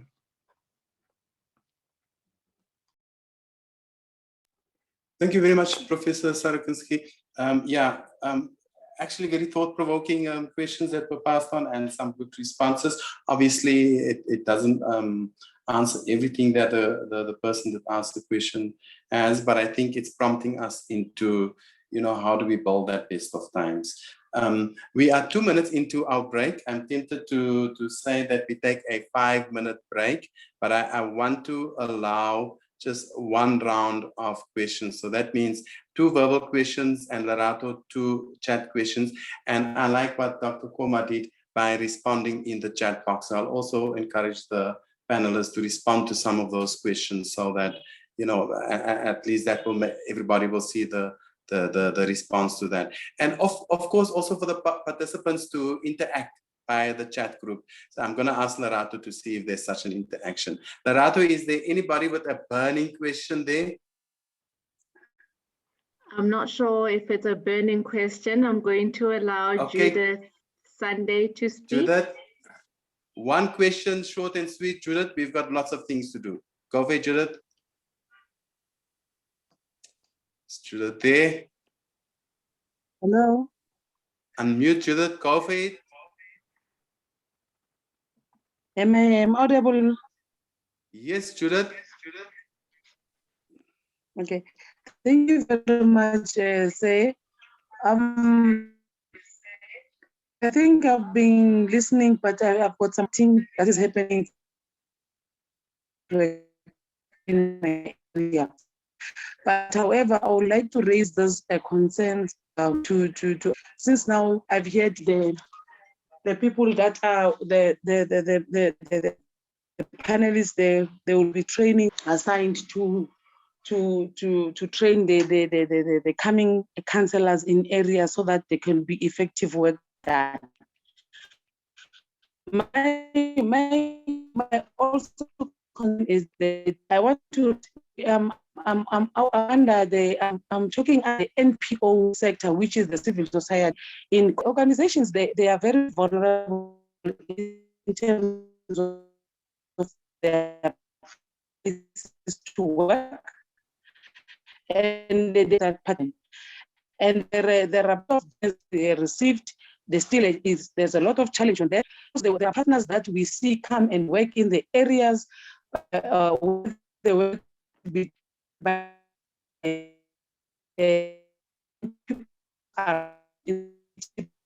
Judith, sorry, Judith. Currently, so those, and I don't know how to put them as channels. And also, we want to know.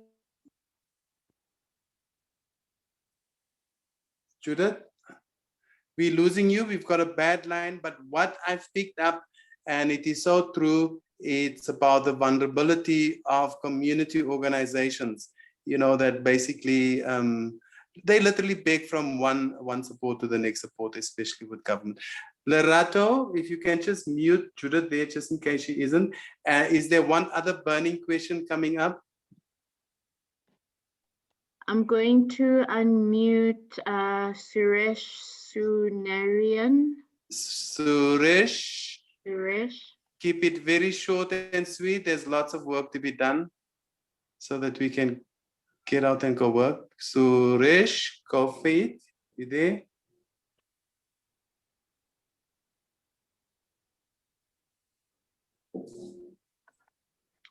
Okay, I think let's move on.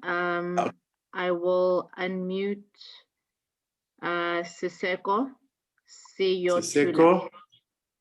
Siseko. Make it short and sweet. Give us that punch so that we can go and implement it. Go for it, Siseko.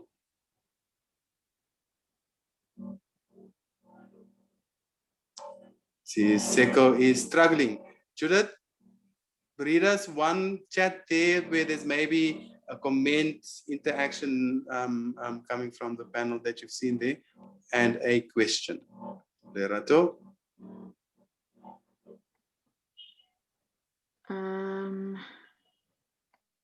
Sorry, I'm just struggling a little bit here. Okay. I see there's one that says from Godfrey Khosinyani. He says Professor Nikak has argued in the past that the term governance should be treated with deep suspicion. How will the ANC reconcile its policy of cadre deployment with good governance and therefore ensure fit for purpose in municipal councils, as Dr. Koma has stated? And then he's got two questions in here. The next one is, in 2019, the district development model was launched. Is the DDM not just another layer of bureaucratic governance?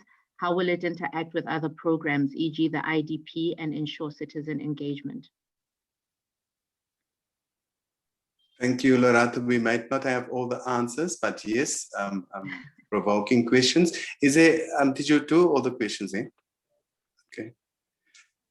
We've got plenty of questions here. I think if our panelists are able to just go through them and answer them where they can, just type out the answers where possible.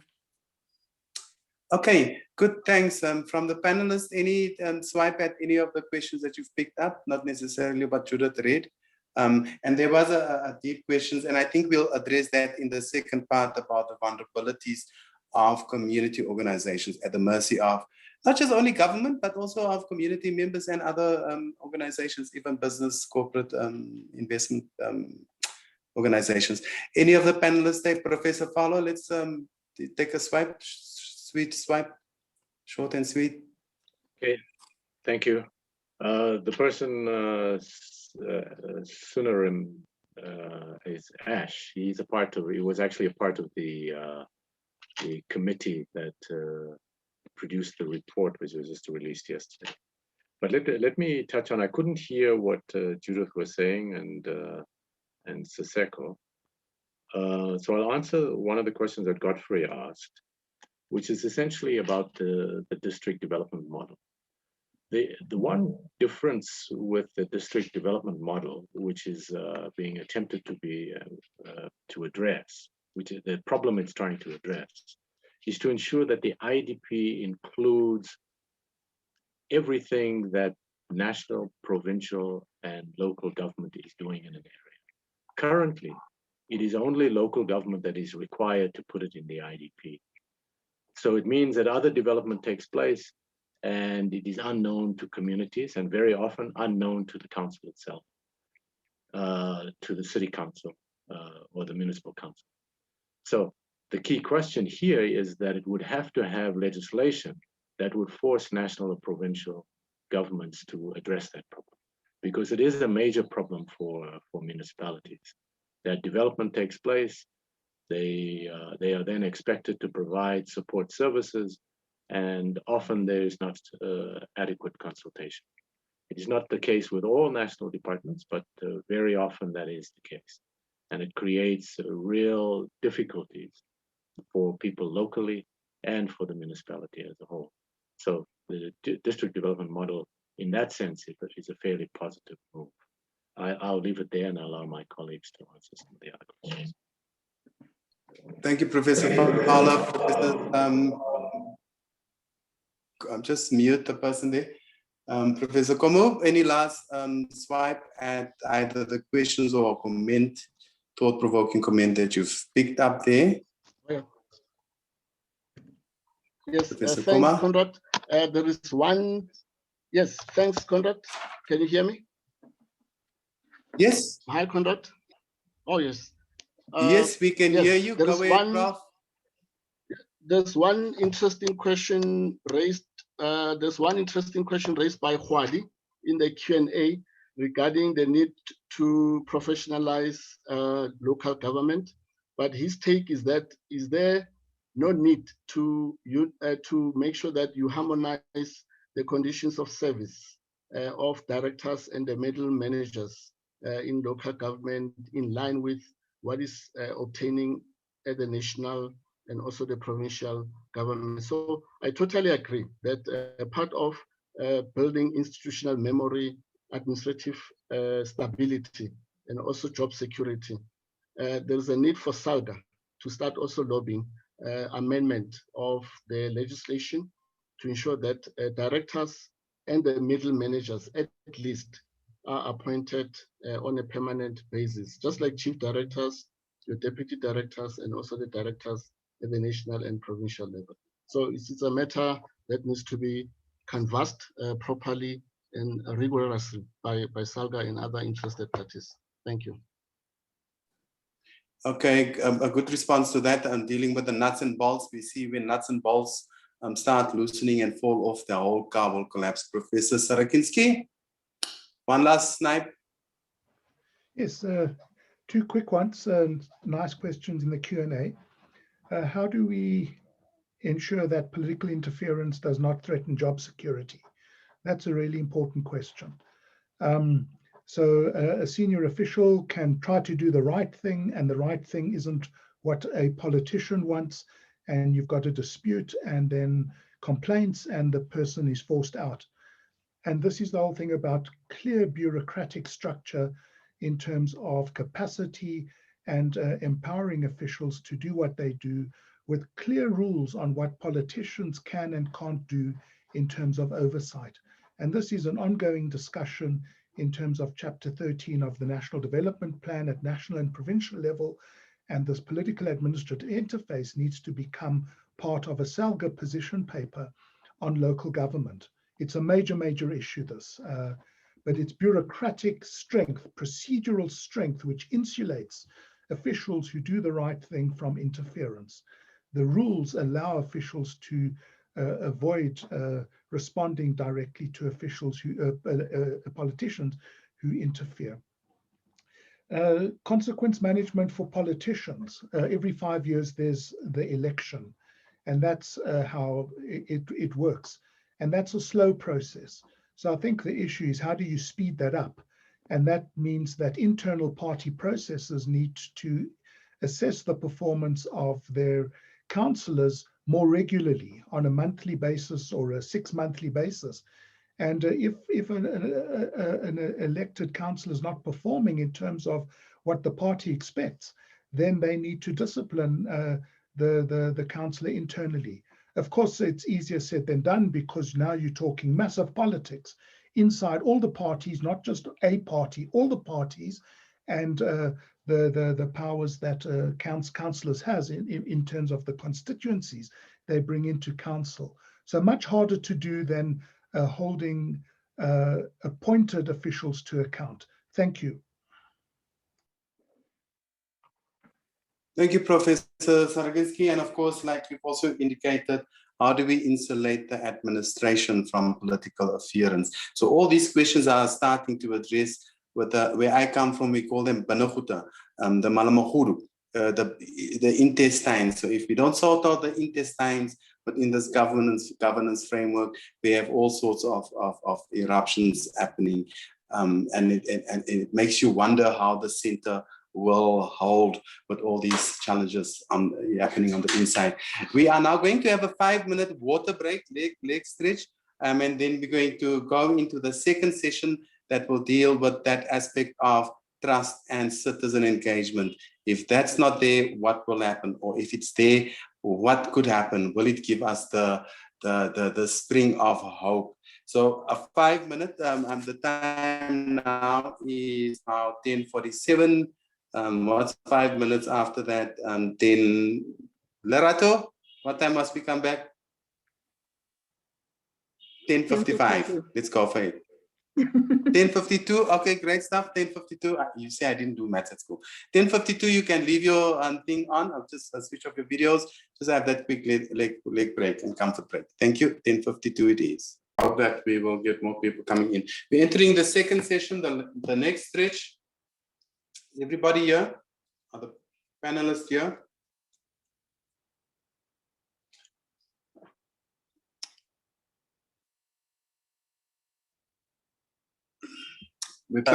Just okay. Leave that on so long. We're entering. When you run a marathon and you get to the second half, that's when you know whether you're going to make it or not. Coming from the first session where we spoke about governance and the systems of governance and coalition governments and that impact and implications around just the operations of government. The second session deals with some of the issues that comes from that, and that's the issue of trust. How do we build trust? Do you just buy it, get it, or do you earn it? We've got three esteemed panelists. Collen from SALGA National Office, Ms. Bernie Dolley from Ikhala Trust, and then we've got Dr. Kagiso Pooe from the Wits School of Government. In no particular order, they've got to address the question of rebuilding that trust, integrity, ethical leadership, and what do we do? Is this the stage where the falcon will hear the falconer, or the falcon cannot hear the falconer before things fall apart? Collen, go for it, my brother. Be short and sweet. Give us that punch. Got lots of work to do. Yeah, thank you very much, colleagues and all the delegates who have joined the session. I'm going to run through this presentation on what we've been doing as SALGA to guide municipalities. Yeah, can I go to the next slide?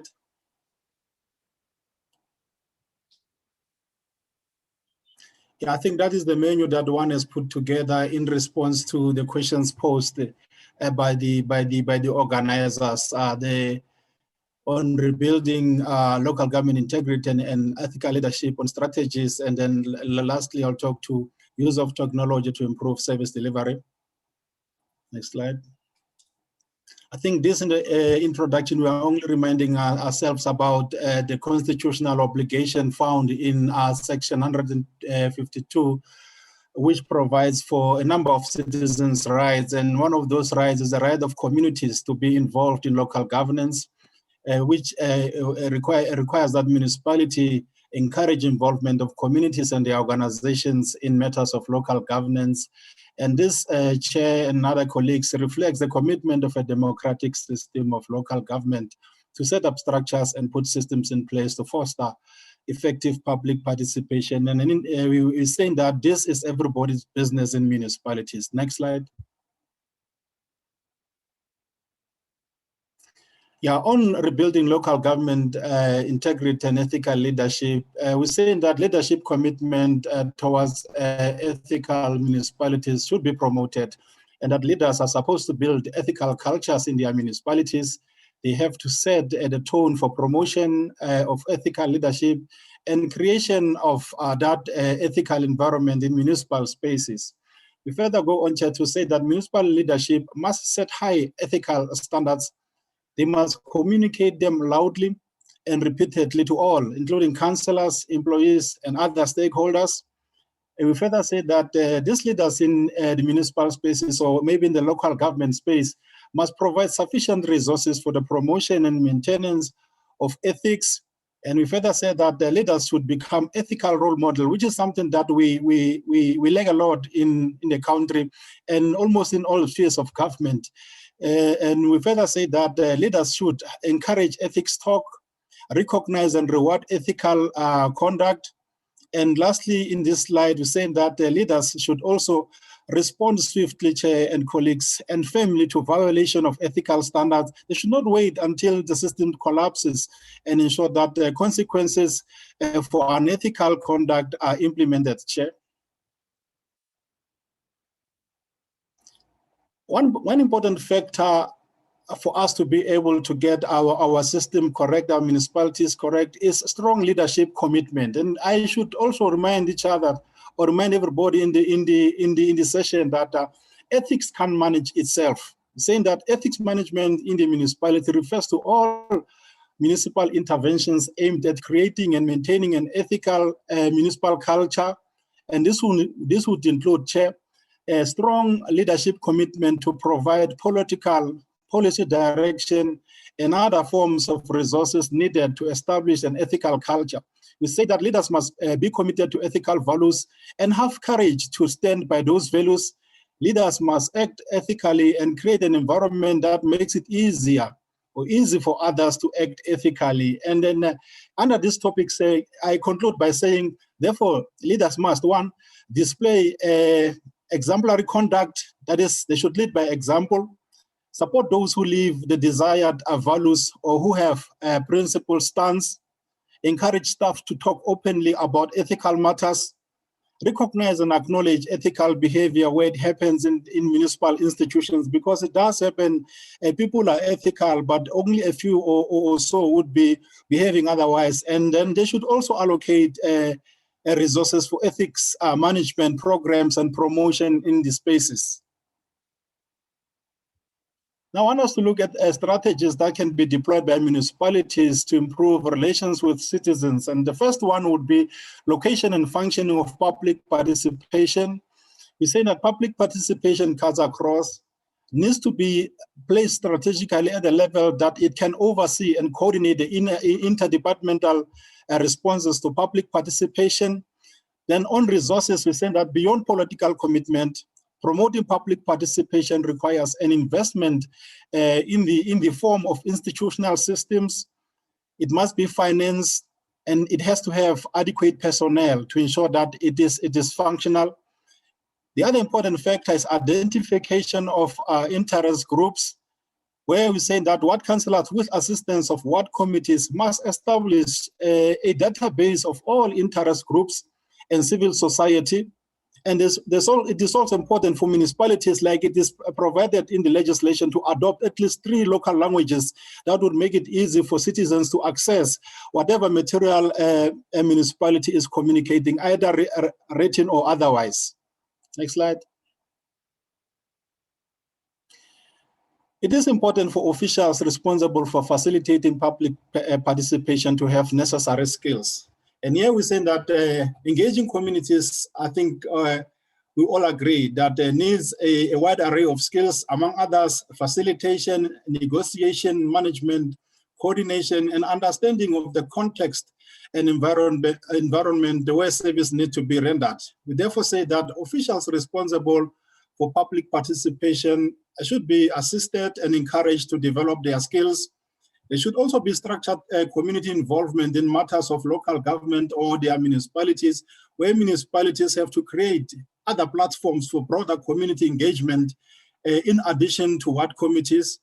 There should also be feedback to communities, and we know that happens through a variety of processes which are now disrupted by the COVID-19, but we're saying municipalities may use various mechanisms to provide feedback to communities on the activities of the municipal council and municipality in general. And there has also to be feedback from communities, because most of the time we talk to communities and we do not create spaces for communities to talk back to municipalities. And in this instance, we're saying that municipalities should allow members of community to provide feedback to municipalities on how they experience services and as well as how they experience life in general in municipalities. Then there has also to be effective communication to communities and from communities. Next slide. Next slide. In this one, Chair, I will also, it has jumped to a different slide. Okay, let me stick to this slide. This one, Chair, speaks to usage of ABCD development process, which is asset-based. And we're saying that it starts with what is present in communities and the capacity or capabilities that the community has. And this ABC development process, Chair, is asset-based and internally focused. It focuses on the agenda building and problem-solving capabilities of local residents. Let's go to the next slide. And this slide simply shows where we've been and where we are now. We're talking about the new normal and the way it has always been. We've missed the sessions like in our ride where people will gather together without masks, clustered, and then we're moving towards use of technology. Let's go to the next slide. In this one, we're saying that a global culture centered on access to information has emerged over the past few decades. And we're saying that information and communication technology are increasingly available to advance the ease and efficiency in many areas of life. ICT holds, Chair, particular promise in areas of governance and public participation. We now talk about open government and e-government proponents believing that government in the digital age can use information to reduce corruption, increase government transparency, accountability, efficiency, and citizen participation. Municipalities the world over, Chair, are moving into the fourth industrial revolution with great speed. And the question is, what's happening with our municipalities? We're saying that they should put into place concept of smart cities and e-governance innovation, which maximizes, Chair, use of technology to enhance good governance and accountability. The reality is that, however busy people may be, being unable to attend government contact meetings with their elected leaders, they still want to be involved in matters of their governments and of their municipalities in particular. And here we're saying that the use of innovation and ICT does not have to replace the old method of engaging communities, but we know now that they are challenged. We can't have imbizos, we can't have door-to-doors like we used to. And say that municipalities may opt to use this hybrid system, like you use your technology as well as the old method, even though we know that the old methods are challenged at the moment. And moving forward, we say that access and use of ICT tools may still be a challenge to many municipalities, as you know that many are still rural, they lack funds for many other things. And when it comes to technology, it will be another big challenge. Saying that municipalities, Chair, are still battling to realize minimum ICT capabilities like having a functioning and regularly updated website. And the other important thing is getting support and buy-in for introduction and use of innovation and ICT in municipalities. And if this can succeed, Chair, we're going to save funds because we are going to be able to have meetings with our communities, having to travel to venues, no catering and stuff like that. The very last slide.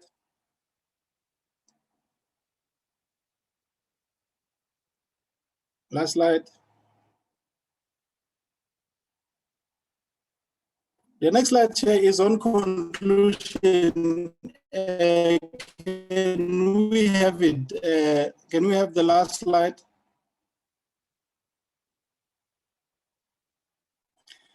In this slide, Chair, with municipality, with kids having places to play.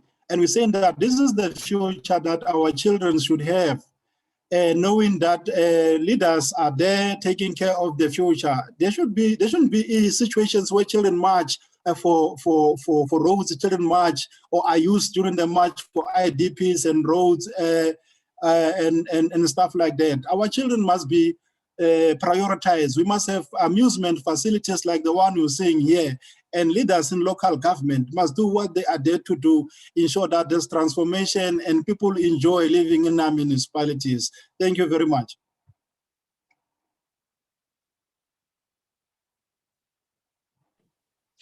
Thank you very much for that presentation, Collen. It reminds us about what needs to be done if we want to get this body of governance right and on the right path. I'm going to ask Ms. Bernie Dolley from Ikhala Trust also to share experience with more focus on what's happening on the ground, Bernie, with all these nice talks that we're having. You know, governance, legislations, administrations, and all that stuff. But what's happening on the ground, Bernie? Is the Falcon hearing the Falconer? Bernie? Hi, Conrad, and all protocol observed before I proceed. And thanks very, very much for the invitation to present what I'm really passionate about, which is citizen-led or community-driven development. And you can only help but be energized when you engage like I do as a practitioner. So while I found all the inputs very insightful, I think what was really worrying but not surprising was that the issue of trust has come up so many times. And there was also the whole issue of training. And I don't think you can train people to trust. So there sits the dilemma. And I'm in a municipality that there is very little trust by any of the officials, but I'm not gonna belabor the point. I'm going to go straight into what I've got to do. So I'll ask you to move the slide for me, Larato, please. So I'm part of a movement, and Ikhala advocates and has been working through a strengths-based lens for almost 17 years. And we have a global movement of practitioners, academics, governments, corporates across the globe that really believe that this is the only way to actually have sustainable community-driven and community-led development that will give us the harmony that we're all looking for, and that we will all celebrate the results at the end. And I'm not going to go through all of them, but I think what is really, really key, because we were talking about it so much, is a citizen-centered inside-out approach, leaders that involve citizens as active members of a community and offer people an opportunity to act and engage the wider community as actors, not just as recipients of service. And I think this is really, really key for me. And I think this is exactly why we are not getting it right, is that we are literally told what we need to be doing. People who don't even live in an area will come and tell you what they think is needed. And it leaves the whole community out of the whole engagement process. And people basically disengage. They don't want to be involved because they haven't been consulted, and they don't feel that they own the particular process. I think a really, really important is that we need to understand, doesn't matter what level, even me as a director of a not-for-profit organization, that institutions are servants of people, and that I have aspirations, and that I would like my aspirations also to be heard, and that I have got capabilities and opportunities, and I've got skills and I've got talents, and I want to bring them to the fore. I don't expect the government's got to do everything, and particularly in this COVID period, I think the people that reacted the quickest, and I take my own organization, we were able to immediately react to and really respond immediately to the challenges of COVID just in our metro by providing whatever it was that we were able to provide. And so we cut out all the bureaucracy. We were able to really get there. Some people, some communities are still waiting for things, and we a year into COVID already. For me, a critical thing, and those who are engaged in asset-based community development work will know that we can talk about all of these until we blue in the face, and we'll keep talking about it, and we'll have another local election. But if the mindsets of the people, all of us, don't shift from being having, or this whole perception of having power over people, and this paradigm of needs and deficiencies, we're not going to get it right. So I deal with a lot of people who are, even though they don't know, they're arrogant, and they won't admit that they don't actually know something, and therefore come in and mess it up.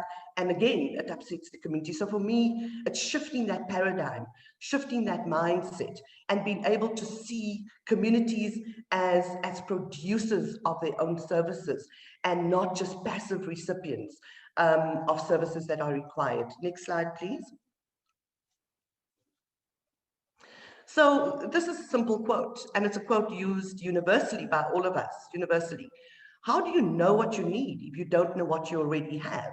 So in some of the communities that we work, you'll go in and you'll see them doing the same thing over and over, because nobody actually has done a skills register, or somebody's got a devious tender and they go in and they do whatever they feel. But they haven't taken stock of what already exists in these communities. And every community, despite its material poverty, has an abundance of assets that they can put to play in order to better their lives in collaboration with other stakeholders. But how do you know that if you haven't done this audit of what already exists? You can move on.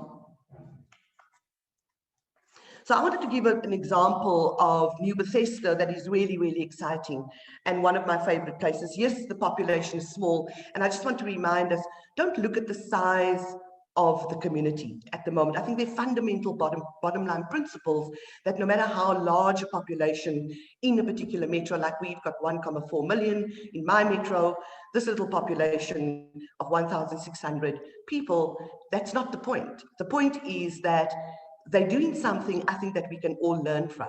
So their main economic driver obviously is tourism. They're 50 kilometers from the main town. There's no ATM, no petrol station, no shopping mall, or no high school. Next slide.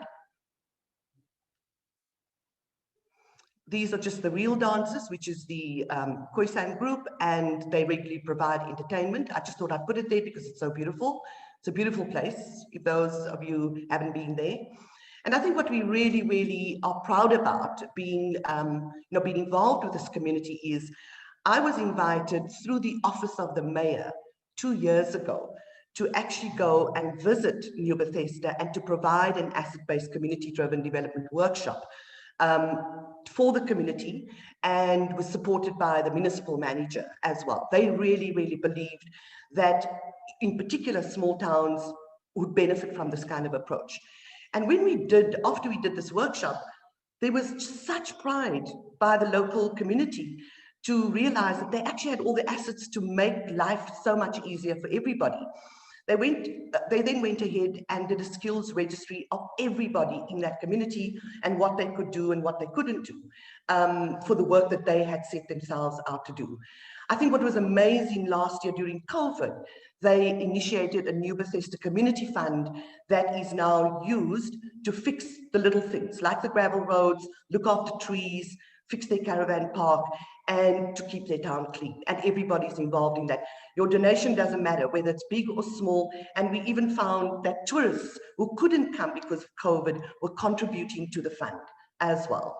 I think what was really, really significant for me, and I visited them last week, is there's a relationship between them and the EPWP program, where there's 117 CDWs, and they then collaborated with Cure Projects, who provided material and tools and some supervision for the work that needed to be done. And there was some supervision, and I say limited, because Cure Projects is not the person or the organization that actually received the contract. But I think what is really important here, because they were demonstrating already that they were doing such amazing community building work, we then went in as a community grant maker, and we then co-invested with them, and some of the funding that we provided, they were able to buy tools, they were able to then buy some material, the paint for the whitewashing of the homes, and a corporate donor who happened to be visiting the area loved what they were seeing and decided to contribute money as well to this fund, with which they now are able to fix things in the town. What was really startling as well for me, and it was amazing, it was to actually see that once the community had started doing this, the municipality started bringing their workers back in. And while we were there, they were actually busy grading the road and fixing some more potholes, because that's the leverage that they've been able to kind of elicit, because they weren't waiting for somebody else to come and do things. They actually took initiative and did it for themselves. It's a beautiful place to go to, and it is the cleanest town that I have ever come across. You can actually feel the cleanliness of the town, and it's peaceful, and you can see people are happy. Next slide. I think what is really, really important here, and what we're learning from this, is that you need authentic and engaged leadership. And we talked about leadership a lot at all levels. And I really like the comment made by Dr. Koma, that we need to have criteria for people we appoint. It's no good bringing somebody in that has no background, education's not as important. You can have popular education, but the kind of people we're looking for, it is absolutely critical, because that's where the trust gets broken as well. What we're learning as well is, do not pour large amounts of money into projects unless you've done your skills and asset inventories of what already exists in each of these towns or in these communities. That you've got to trust that local citizens know what they want and support them. And that is why I think we're seeing these terrible service delivery protests, because again, we're providing services maybe not quick enough, but also not engaging communities and being open and transparent about money that we have available. So there's an expectation that there's this bottomless pit of money that is going to fix everything. And if maybe the communication channels are better, we'd be able to know then what is available, and then communities prioritize what need to be done. You've got to be patient. You cannot rush into macro projects that will inevitably fail, as we've seen thousands and thousands of projects fail.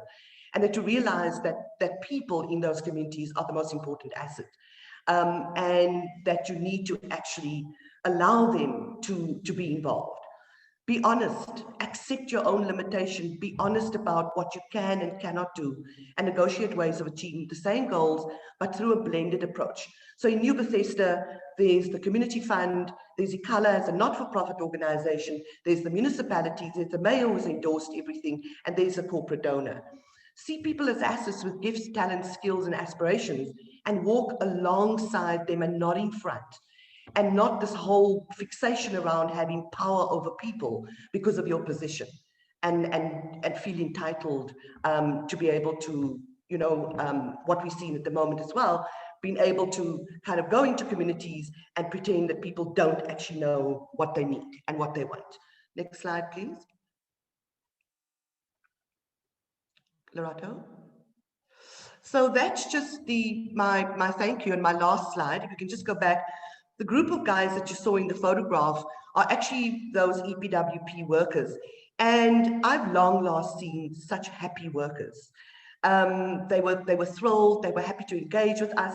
And what they were actually doing, because for years, especially during the winter months, the areas against a koppie, if you know what that is, so there's a little mountain, and the houses are below that mountain. And when it rains, because there was nothing to stop the rain, water would gush down into people's homes. And one of the things the community decided, not the IDT or the EPWP, the community decided they want to fix their own area. And one of the things they were doing when we were there, and it was very, very hard work in very, very hot conditions. And those are the pics that we provided, the equipment that Ikhala's funding did. They were actually building like a retainer wall so that they're not going to have a repeat of the problem again this winter. So I think the pride and the ownership and the joy, because they're fixing things that they need fixing, and they're contributing, and they will ensure that nobody's going to come in there and destroy and damage. And I think listening and learning from these kinds of experiences can only augur well for us going forward. I thank you.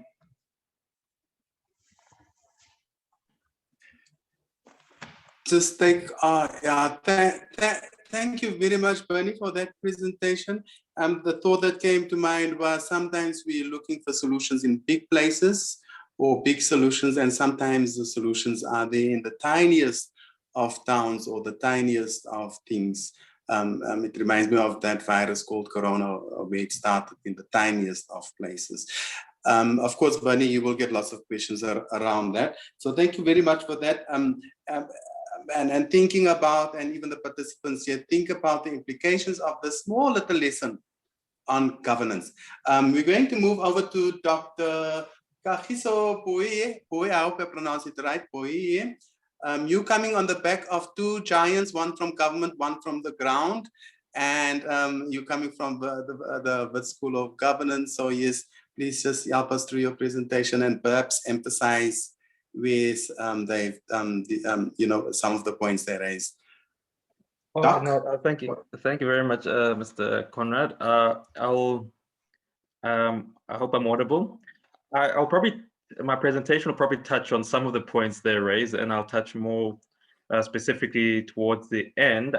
Just to let it be known, usually I'm into scenario planning and local economic development, but there's a key component within scenario planning called stakeholder analysis, which I find to actually be a very, very, I think the previous speaker actually touched about it, which is you stop to see, because we normally say public participation, and I think the right terminology to use is stakeholder engagement, because these people are citizens and they're part of the stakeholder map of local government. And I think once we make a move towards, I think what the previous speaker had said, that stop seeing these people as something you need to go participate with, and rather see them as stakeholders who have an active, I'd say more so than probably the municipality. Municipalities can come and go, they can be renamed, but you know, citizens tend to remain there for a long time. Hence, I just titled my, I want to say discussion, no, not presentation. I'll have to just ask for your forgiveness. I've just had to participate with my little toddler to put him to sleep. So if he wakes up, I do beg your pardon. I call it citizen engagement, reality or con. If we could just have the next slide, Rato. Now, we all know the legislation. I don't really want to verbatim go over it again, but look, it's not something new. Everybody should know the Municipal Systems Act, Chapter 4.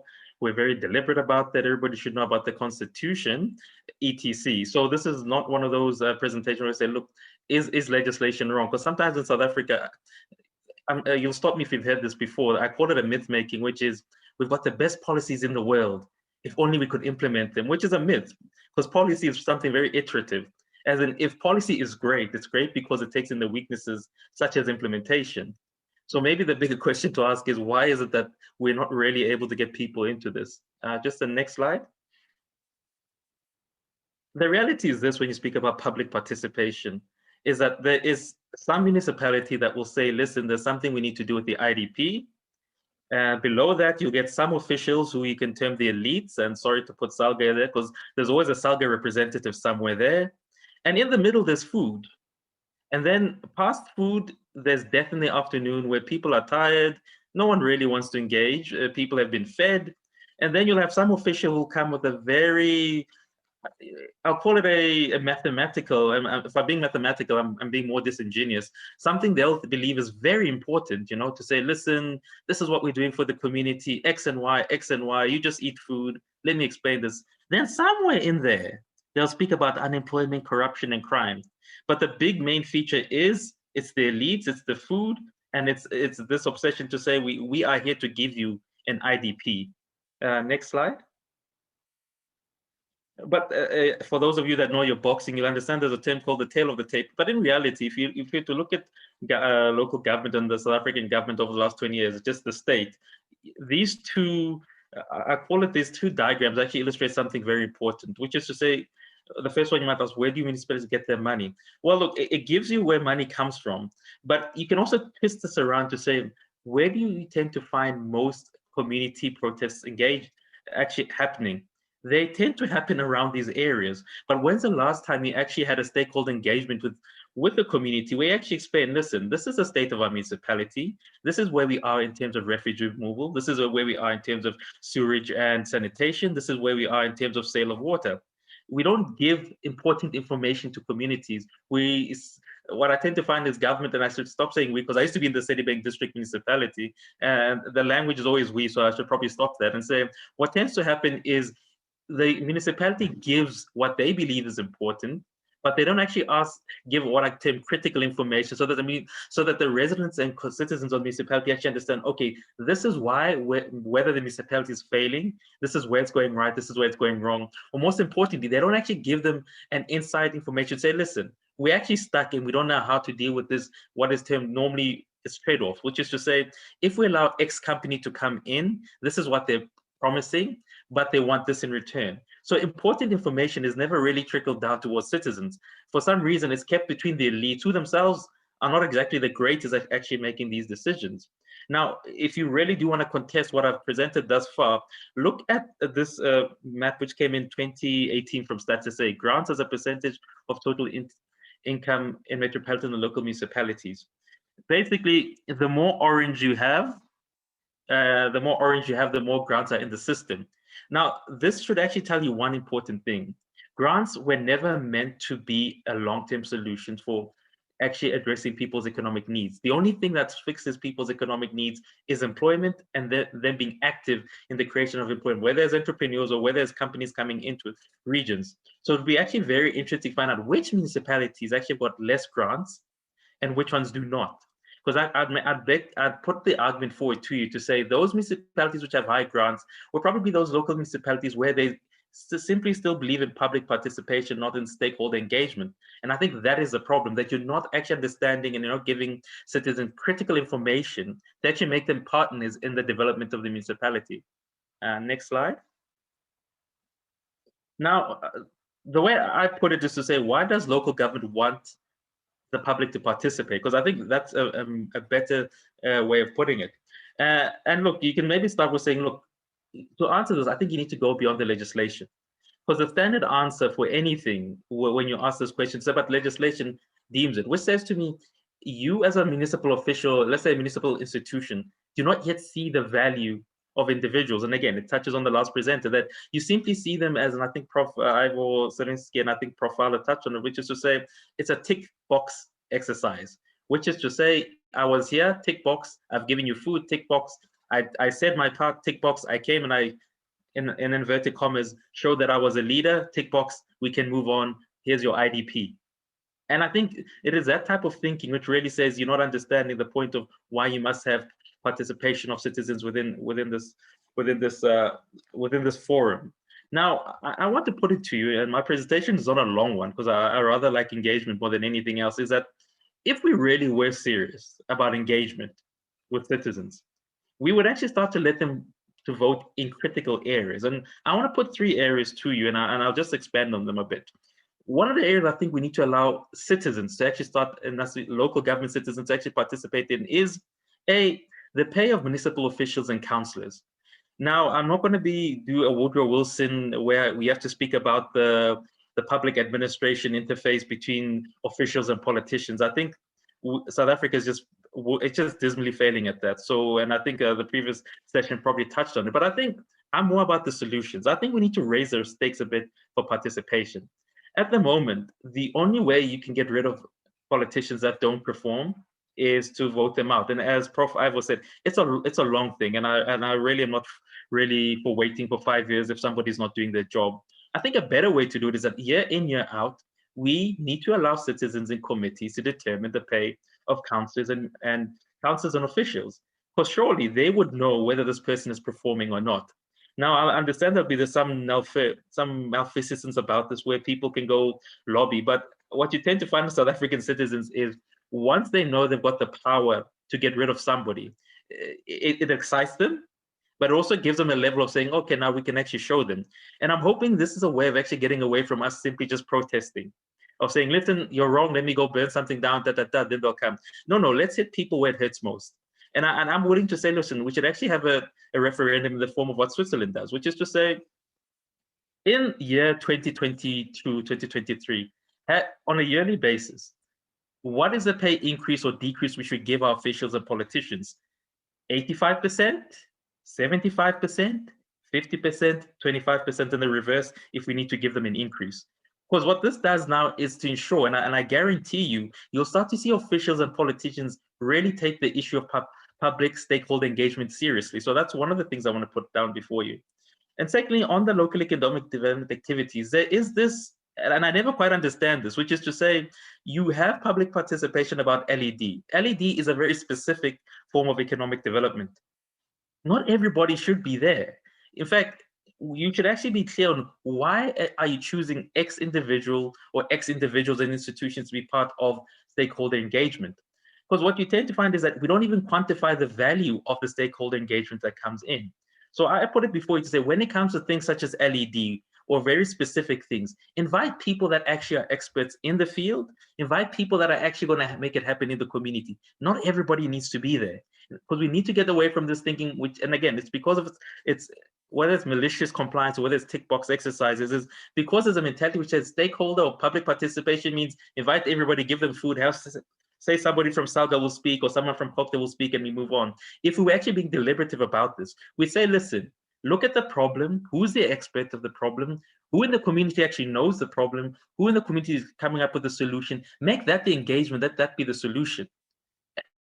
Because I think it's a far better way of doing it than simply what we currently are doing, which is, it's almost like a catch-all. We don't know what the solution is, and we don't really care, but the point is we've just ticked the exercise box and we've done that. And the last one is through rejuvenated ward committees, or what I call ward communities. Because a committee really, it sounds more like politics than anything else. What we should really be emphasized that wards are communities. If you don't get your communities correct, the whole system, and this even applies to national government, collapses. But I think we need to be, again, deliberative about what do we want these ward communities to do. So I put it here to say it should be allowed to encourage for people to participate. I think it should be about issues which are at most pressing to people. As in, look, do we really in this, what's the state of infrastructure? What's the state of, issues such as crime?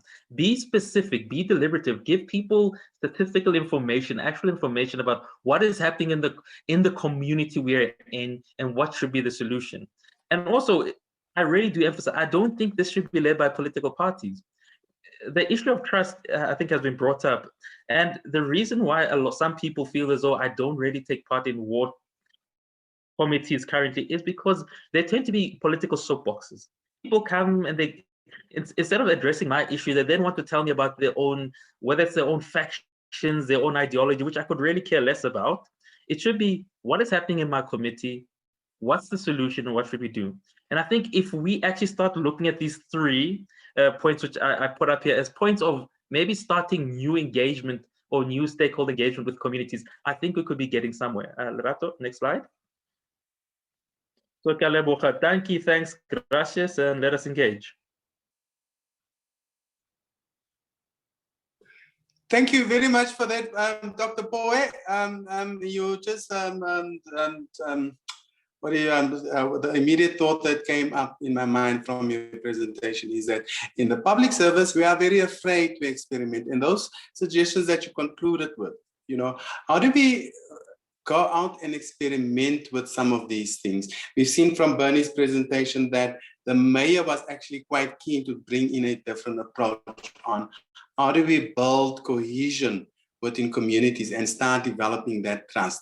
If we had a trust barometer in the town New Bethesda in the Eastern Cape, I'm sure they will be scoring quite high on that trust barometer. And of course, Dr. Pooe, if we go to any of our communities, around here, we can only speculate about what that trust barometer will do. Okay, we are catching up on time. This is what I'm going to do. I'm encouraging the panelists. Oh, I'm not talking to myself. I'm encouraging the panelists to comment in the chat box there. Those questions, those comments are actually quite very, very important, and it's going to form, a rich resource to refer to interact with the panelists there. And then we're going to allow for 3 questions now to come in before Lerato comes in. And now that we did not touch that much on the issue of the use of technology, it was just referred. Looks, Collen elaborated a little bit more about that. Professor Fowler spoke about social media, but there is an upcoming webinar where this issue will be discussed in much more detail. The International Association for Public Participation is going to host, ICT. 3 questions. Do you have any hands? I've got Mapeu de Jenga. I hope I'm saying that right. Mapeu, please unmute yourself.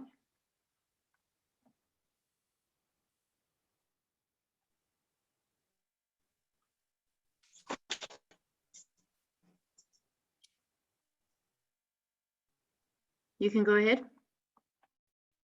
Sorry, I think it was a mistake. I didn't mean to raise my hand. Perfect. Perfect. Okay, Next I'm one, going Lerato. We'll try Suresh Sunarain again. Suresh, can you hear me? Please go ahead. Yeah, she missed out. Hello, can you hear me? Yes, we can. Yes, Yes. Suresh, go ahead. Okay, thank you. My hand was up for the previous round, but I did not make the remark I wanted to make. So I don't really have a question. It was a remark for the previous round.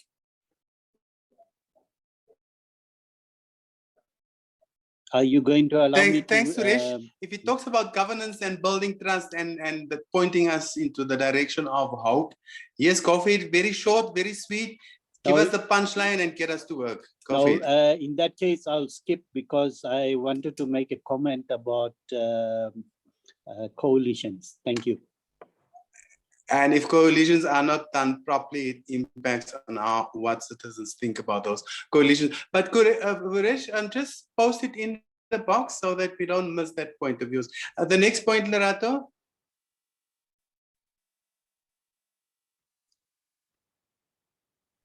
Mishak. Do we have Lerato? I saw a Mishak. Mishak Malaudi. Please unmute yourself. Thanks, Mr. Moderator. My question is on the perception that is being held outside the municipal environment, particularly with the civics, that the critics are saying citizen engagement positions increase conflict and disappoint the participants when expectations are not met and lead to the downfall or spiral of reduced accountability and more distrust. What is there that we need to do in crafting a citizen engagement and in designing same and the implementation thereof to avoid what I've already stated? Thanks, Mr. Moderator. Thank you very much for that critique, Mishak. Just post it there in the post. We want to quote that critique. Okay. Okay, I'm going to ask the panelists very briefly, just to we only got two questions now. Is it just one, Lerato? Just help me quickly. There was only one, but just actually one, eh? Yeah. I do have another two hands up. I don't know. Okay, let's not delay the matter. Okay. Okay, go for those another two hands. Let's get some voices in. Is Nana Banda? Thank you very much, Professor. Can you hear me? Yes, we can. Go ahead. Okay, thank you very much. I'm going to be short and sweet, as Professor has mentioned. Just a little bit, Professor, in terms of, I'm from Mfuleni municipality and I'm a councillor. In terms of consequences management, yes, you have explained everything thoroughly, but I like to ask one question. As councillors, we have been, we know our role as councillors, that our role as councillors is to talk, and the official must implement. So we have a problem in our municipality whereby our we are referring this thing of consequence management to a municipality manager, but nothing is happening. Hence, our municipality in Mfuleni is under Section 139, and there is an intervention of province. And other question which I would like to raise is that one of ABCD. Yes, thank you very much for that that approach of ABCD. But the problem which we have in our area, whereby the program was stuck by COVID, was destroyed by COVID-19. And sometimes the community are trying hard to do things for themselves, but we have challenges whereby we have this our youth who are under these drugs are destroying everything the community are doing. So we don't know what to do, and the community now are frustrated. We don't know what to do now because they are we are destroying everything that the community are doing. Thank you very much, Professor. Thank you very much for that, Councillor Nana Banda, and for smuggling in that question on consequence management. We've passed the first section on that, but we welcome your question on the ABCD. Can it be done when the challenges are so massive? Lerato, just one more hand, if it's possible, but that person must just ask us one question related to citizen engagement, and then I want the panel to respond quickly. Okay, I'm going to go with Agrisha Mguna. Agrisha, please unmute yourself. Agrisha Mguna, please unmute.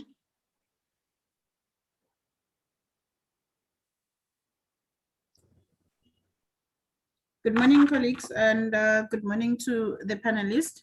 My name is Agrisha. I work at the Department of Civilian Secretariat for Police Service. I'm also a postgraduate student at Wits University. The question that I have is in relation to the participation which is taking place in most of the municipalities when we are doing the IDP forums. One thing I realized is that the level of participation has been lowered to a mere attendance register, if I can put it that way. So how do we then talk about public participation when what we do as officials, we just go to these communities for the sake of saying that we have consulted, when these people who are the ones who know exactly what they need, their needs, it's just a bit of us having an attendance register just to comply with all the requirements of public participation, because one of the principles of good governance is that we need to have an inclusive participation in the development of our local government. What is then the role that we are playing as municipalities to ensure that there is inclusive participation rather than just consulting with the communities? Thank you. Thank you very much for that, Agrisha. Very important question. I thought you were going to throw in also a comment around civilian oversight of what happens with public safety, but it's all part of the public participation paradigm. I'm going to ask the panelists to be very short and sweet.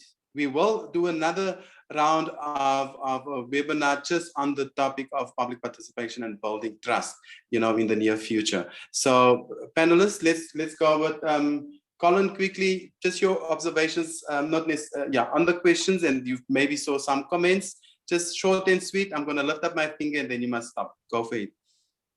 Collen? Yeah, thank you very much. The first one was on the perception outside municipalities. I think a chair or moderator, it is true. There's a perception that nothing happens accordingly in municipalities. Like I said in my presentation, those were highlights from what SALGA has been doing to advise municipalities to go beyond what has been said to be compliance. In our guideline, we are allowing municipalities to be creative within the parameters of legislation. That is why in my last slide, when I was talking about ICT, I also included innovation. So the example that was presented by Benny is there in many municipalities. Last week, we got a story of Tembisi Lehani from Mpumalanga on how they are engaging their communities. So I think we might be having challenges, but municipalities are doing their best to get their communities engaged. Let me use the term now, engagement. And then on the other one was the councillor spoke about problems in officials not complying. I think on that he was more on consequences management. May I jump into it? Like we are putting together what we call a protocol on what should happen when it comes to those matters of consequences. And then I'm not going to touch too much on the collapse of the ABCD in Mfuleni. I think, Chair, you know it better. You were part and parcel of that project. And on Agri-Shanku, non-participation during the IDP process, we are encouraging municipalities to use, like I talked about, a hybrid technology where people can be part of those processes without even being in a physical meeting, but being given opportunity wherever they are, in their offices, in their homes, to be able to engage municipalities. We are talking to innovators now who are developing public participation apps, and you would know, Chair, that even in COGTA you are talking about GovChat, where people will be able to engage with government from wherever they are, not necessarily in an enclosed environment, like in a thank you very much, in the IMBs or in a meeting. Thank you. We want people to be active throughout. Thank you, Collen. If there's anybody here, thank you, Collen. If there's anybody here from the International Association of Public Participation, I would encourage them to post on the chat box when they're going to do that. I will send the notice to SALGA and they will share it with everybody, where they're going to explore the notion of ICT. Is it a friend for public participation or a foe? Just a point of, okay, I'll do it after. Bernie, your take? Citizen engagement can be very delaying, expensive, and how do you do ABCD when there's so many problems? Go for it. I don't like using the word problems. I think we've had it around for a long time. So I would usually go into the community being cognizant of it, but also going in constantly with my eye turned to the glass half full, opportunities and possibilities. So the problems are not going to go away. And I have not got a magic wand. But I think, again, for me, the solution lies in engaging with people who live in that community, because they do have solutions. And often the solutions does not entail a whole lot of money. It really is about, sitting collectively, and like they did in New Bethesda, and not just New Bethesda, the other communities as well, as Collen alluded to, where they were able to kind of bring forth their resources and say, look, this is my offering, this is what I can do to contribute. It doesn't take away the issues. We know that they are there. They're going to be with us for a long time. But I refuse to be drawn into that hellhole of, it's so big and the problem's so big that we can't do anything about it. I'm not going to do that. I think that we all have capabilities and we all have opportunities to actually, even like you were saying, everything big started small. Everything big, and this is the problem, I think, that we have, that we leap into the big without going through the embryonic stage and learning as we go along. So we do over and over, and we keep making the same mistakes. So incremental little steps, get them right, get the community on board. And ultimately, when the community says, this is our project, this is our sewage system, this is what we've done, I mean, we can all celebrate and you can move on. But it does take time. And I think we're rushing because there's such a lot of backlog and pressure. But I really, really think that we need to shift our own mindsets. I go into a community as a visitor. I'm not part of that community. I don't live there. I can't say my aspirations are what their aspirations are. And I think it's that power issue, the power dynamic that we need to be very, very conscious of when we're going into community. When we go into community, I always say to people, we are a community grant maker. We do have a resource of funding. It's not a lot, but it only will be used to leverage off what you're already doing. And I'll stop there. But yeah. Thank you very much, Bernie. But I see you're afraid to say if citizen engagement, public participation, as we say, is too expensive, time delaying, it just messes up everything. The critique that one of the participants said. But let's see if Dr. Pooe can tell us about that. Dr. Pooe, you've made some actually very innovative suggestions. Do you have a municipality? Can we go and experiment? How do we start that process? COVID, 1 minute, Dr. Pooe. Okay, thank you. I think the place to start would probably be my home municipality, which is Mfuleni. And having worked at Citibank, I mean, any person would have told you what was going to happen. You didn't need a PhD to understand that the whole area was going to collapse. It was just bound to happen. And it's because there is no such thing. There is no forward planning. And the plans that are there do not include the community. And the reason I raise the issue of the private sector is the private sector sometimes in stakeholder engagement is treated like an ugly in-law, which no one wants, but it's the one that's actually generating the money. So that's where we should actually start, get the money right, and then actually bring into consideration what do people want. And people are very clear: employment, and can things work when I walk outside my door? Then all these things such as technology, because there's an East Asian author, Inzi, he says, when you can tell when a government is bad, he calls it's titled performative government. He says you can tell when a government is bad, they don't deal with core problems, they jump to new things such as technology. And I think that, and I'm touching on the issue you're saying about technology, is what's the point in having the latest technology if you're not actually addressing the core critical issues that all citizens know that they want? And I think one of the issues maybe I should have raised, and I'll end off with this one, is maybe when we say stakeholder engagement or public participation, one of the areas we should actually look at is what is the role of higher institutions within it? Because my whole PhD was premised on building an LED model for the Sedibeng region and actually getting the private sector and government involved so that we can actually have local economic development. But what we tend to find is that local government neither acknowledges or understands higher education, and higher education doesn't want to actually be actively participating in the development. So I think that's where we should be experimenting. Places where there is actual collapse, using scenarios, because it's very easy. Look, you don't need to be, as I said, I'll keep saying, you don't need a PhD to know which municipalities are going to collapse. And I'll just end it there. Okay, thanks, Dr. Pooe. We've got reason to talk and collaborate in Mfuleni. Just to clarify what Councillor Nana Banda spoke about the ABCD, we've introduced it there, testing it in Ward 6, 7, and 23. What she actually referred to is that we were also excited at the beginning of 2020, and then COVID happened. Everything that we knew collapsed. Everything that we hoped for collapsed. It was what Deacons was saying, the age of, it was now the season of darkness, and now we need to get out of that darkness. So there's a slow process of getting back into that within, the bigger challenges. And just around the critique of citizen engagement can be costly and very delaying. We might, yes, we agree with that, but the consequence is actually, much more expensive when people stop engaging, when people protest, and when people, does not agree with what government does. So that's the consequence. Participants, everybody, you are on the post. I'm hoping the panelists are still engaging with you. This is not the end. We are going to each individual topic of consequence management, administrative capacity, the law, coalition governments will then be discussed in detail. And taking the cue from Dr. Pooe, let's find spaces for experimentation, because what we knew does not exist anymore.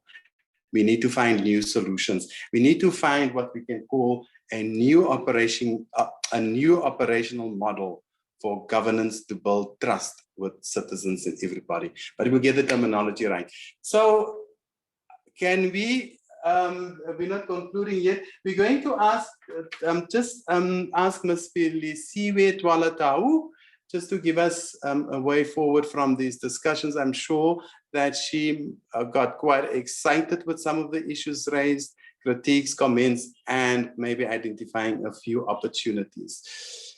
Ms. Twalatau. Tongue twister there, right? Thank you very much. Pelisiwe Twalatau. Okay, let's go for it. Thank you very much. Thank you very much for all the inputs that we got today, and I'm sure that as a way forward, as SALGA, we would like to engage further with the panelists and also some of the inputs that have come through in one rethinking the model of local government and rethinking how we as SALGA can advocate and lobby for municipalities. For example, Dr. Pooe indicated that he knew that the municipality was going to collapse. So you do have early warning signs that Professor Fowler said we need to begin to impress upon those that have the responsibility for interventions to look more at Section 154 rather than Section 139 interventions, because those would give you the latitude to see what is going to happen, what to do before that happens.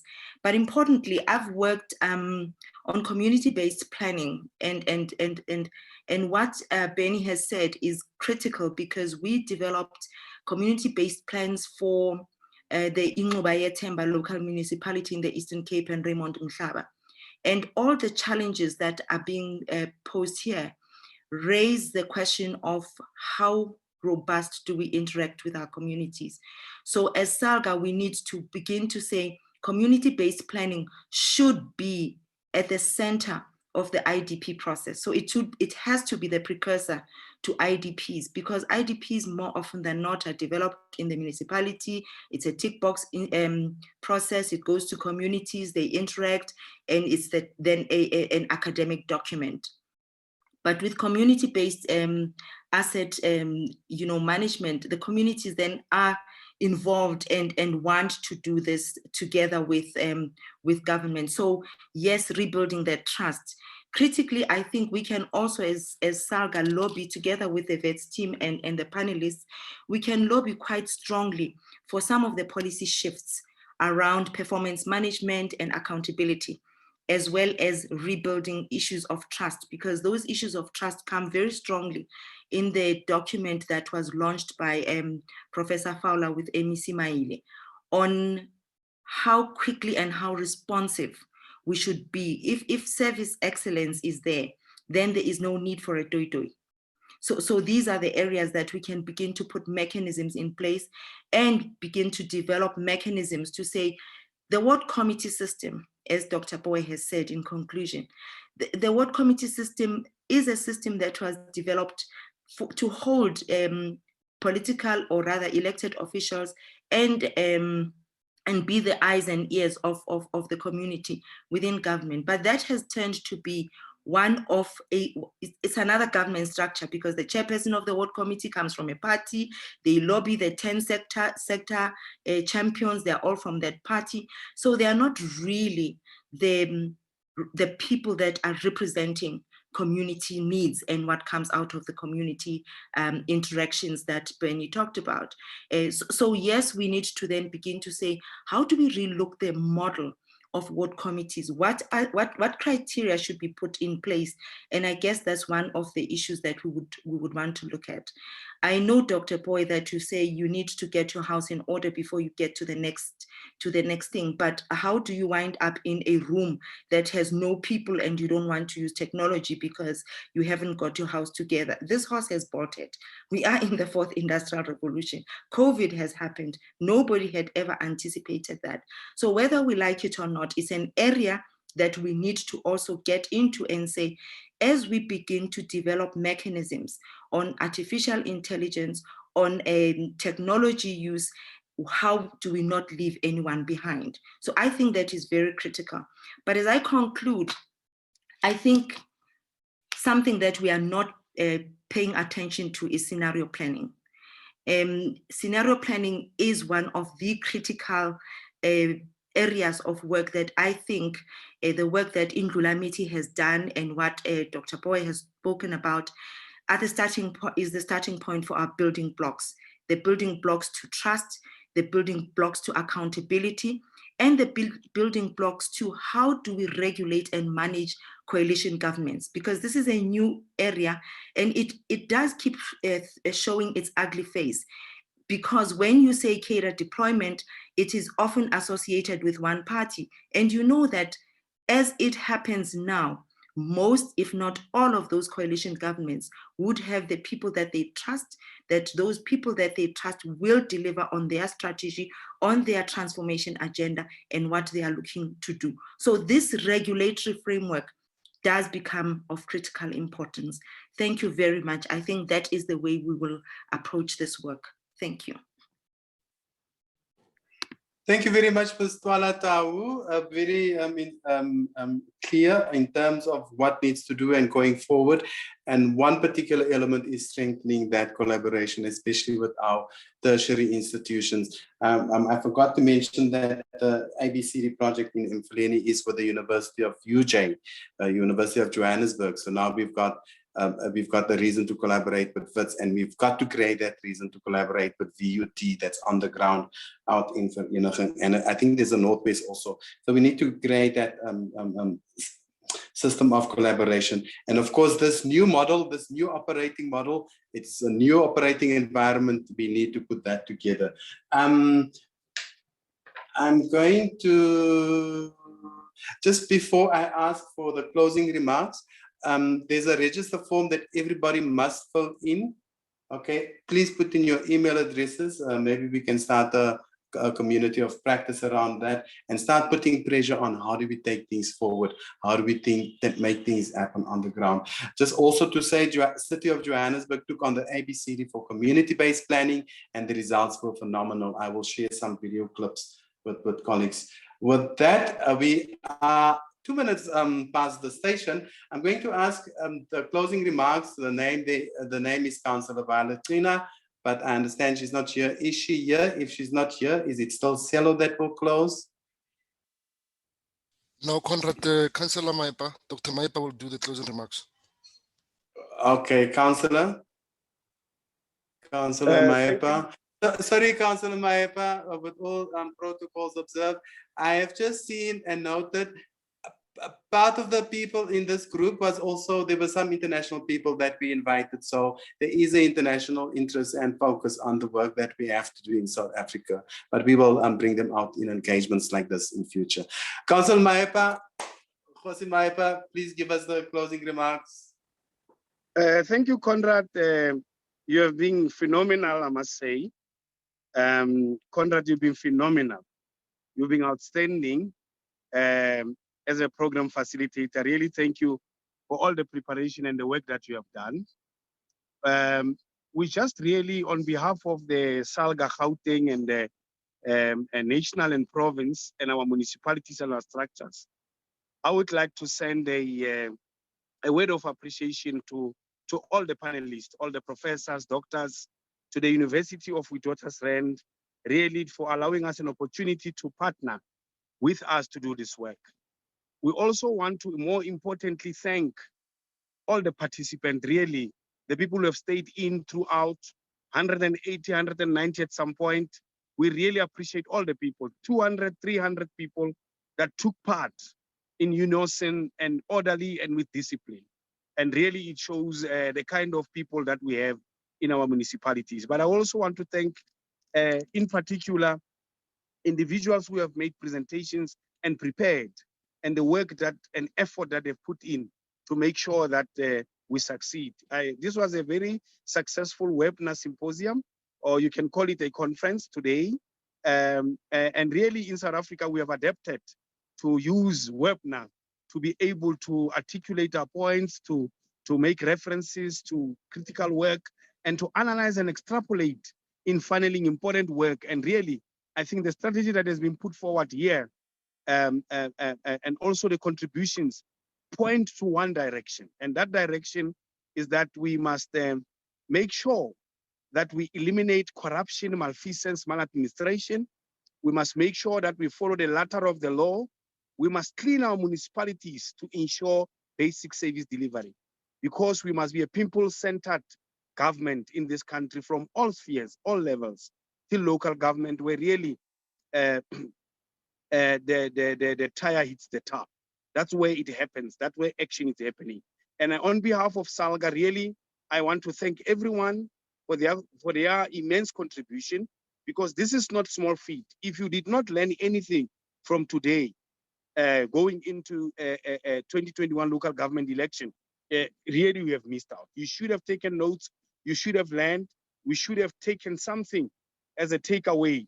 And my takeaway is that we must listen more to the people, their needs, what they want to see in their communities, translate those policies to action and delivery.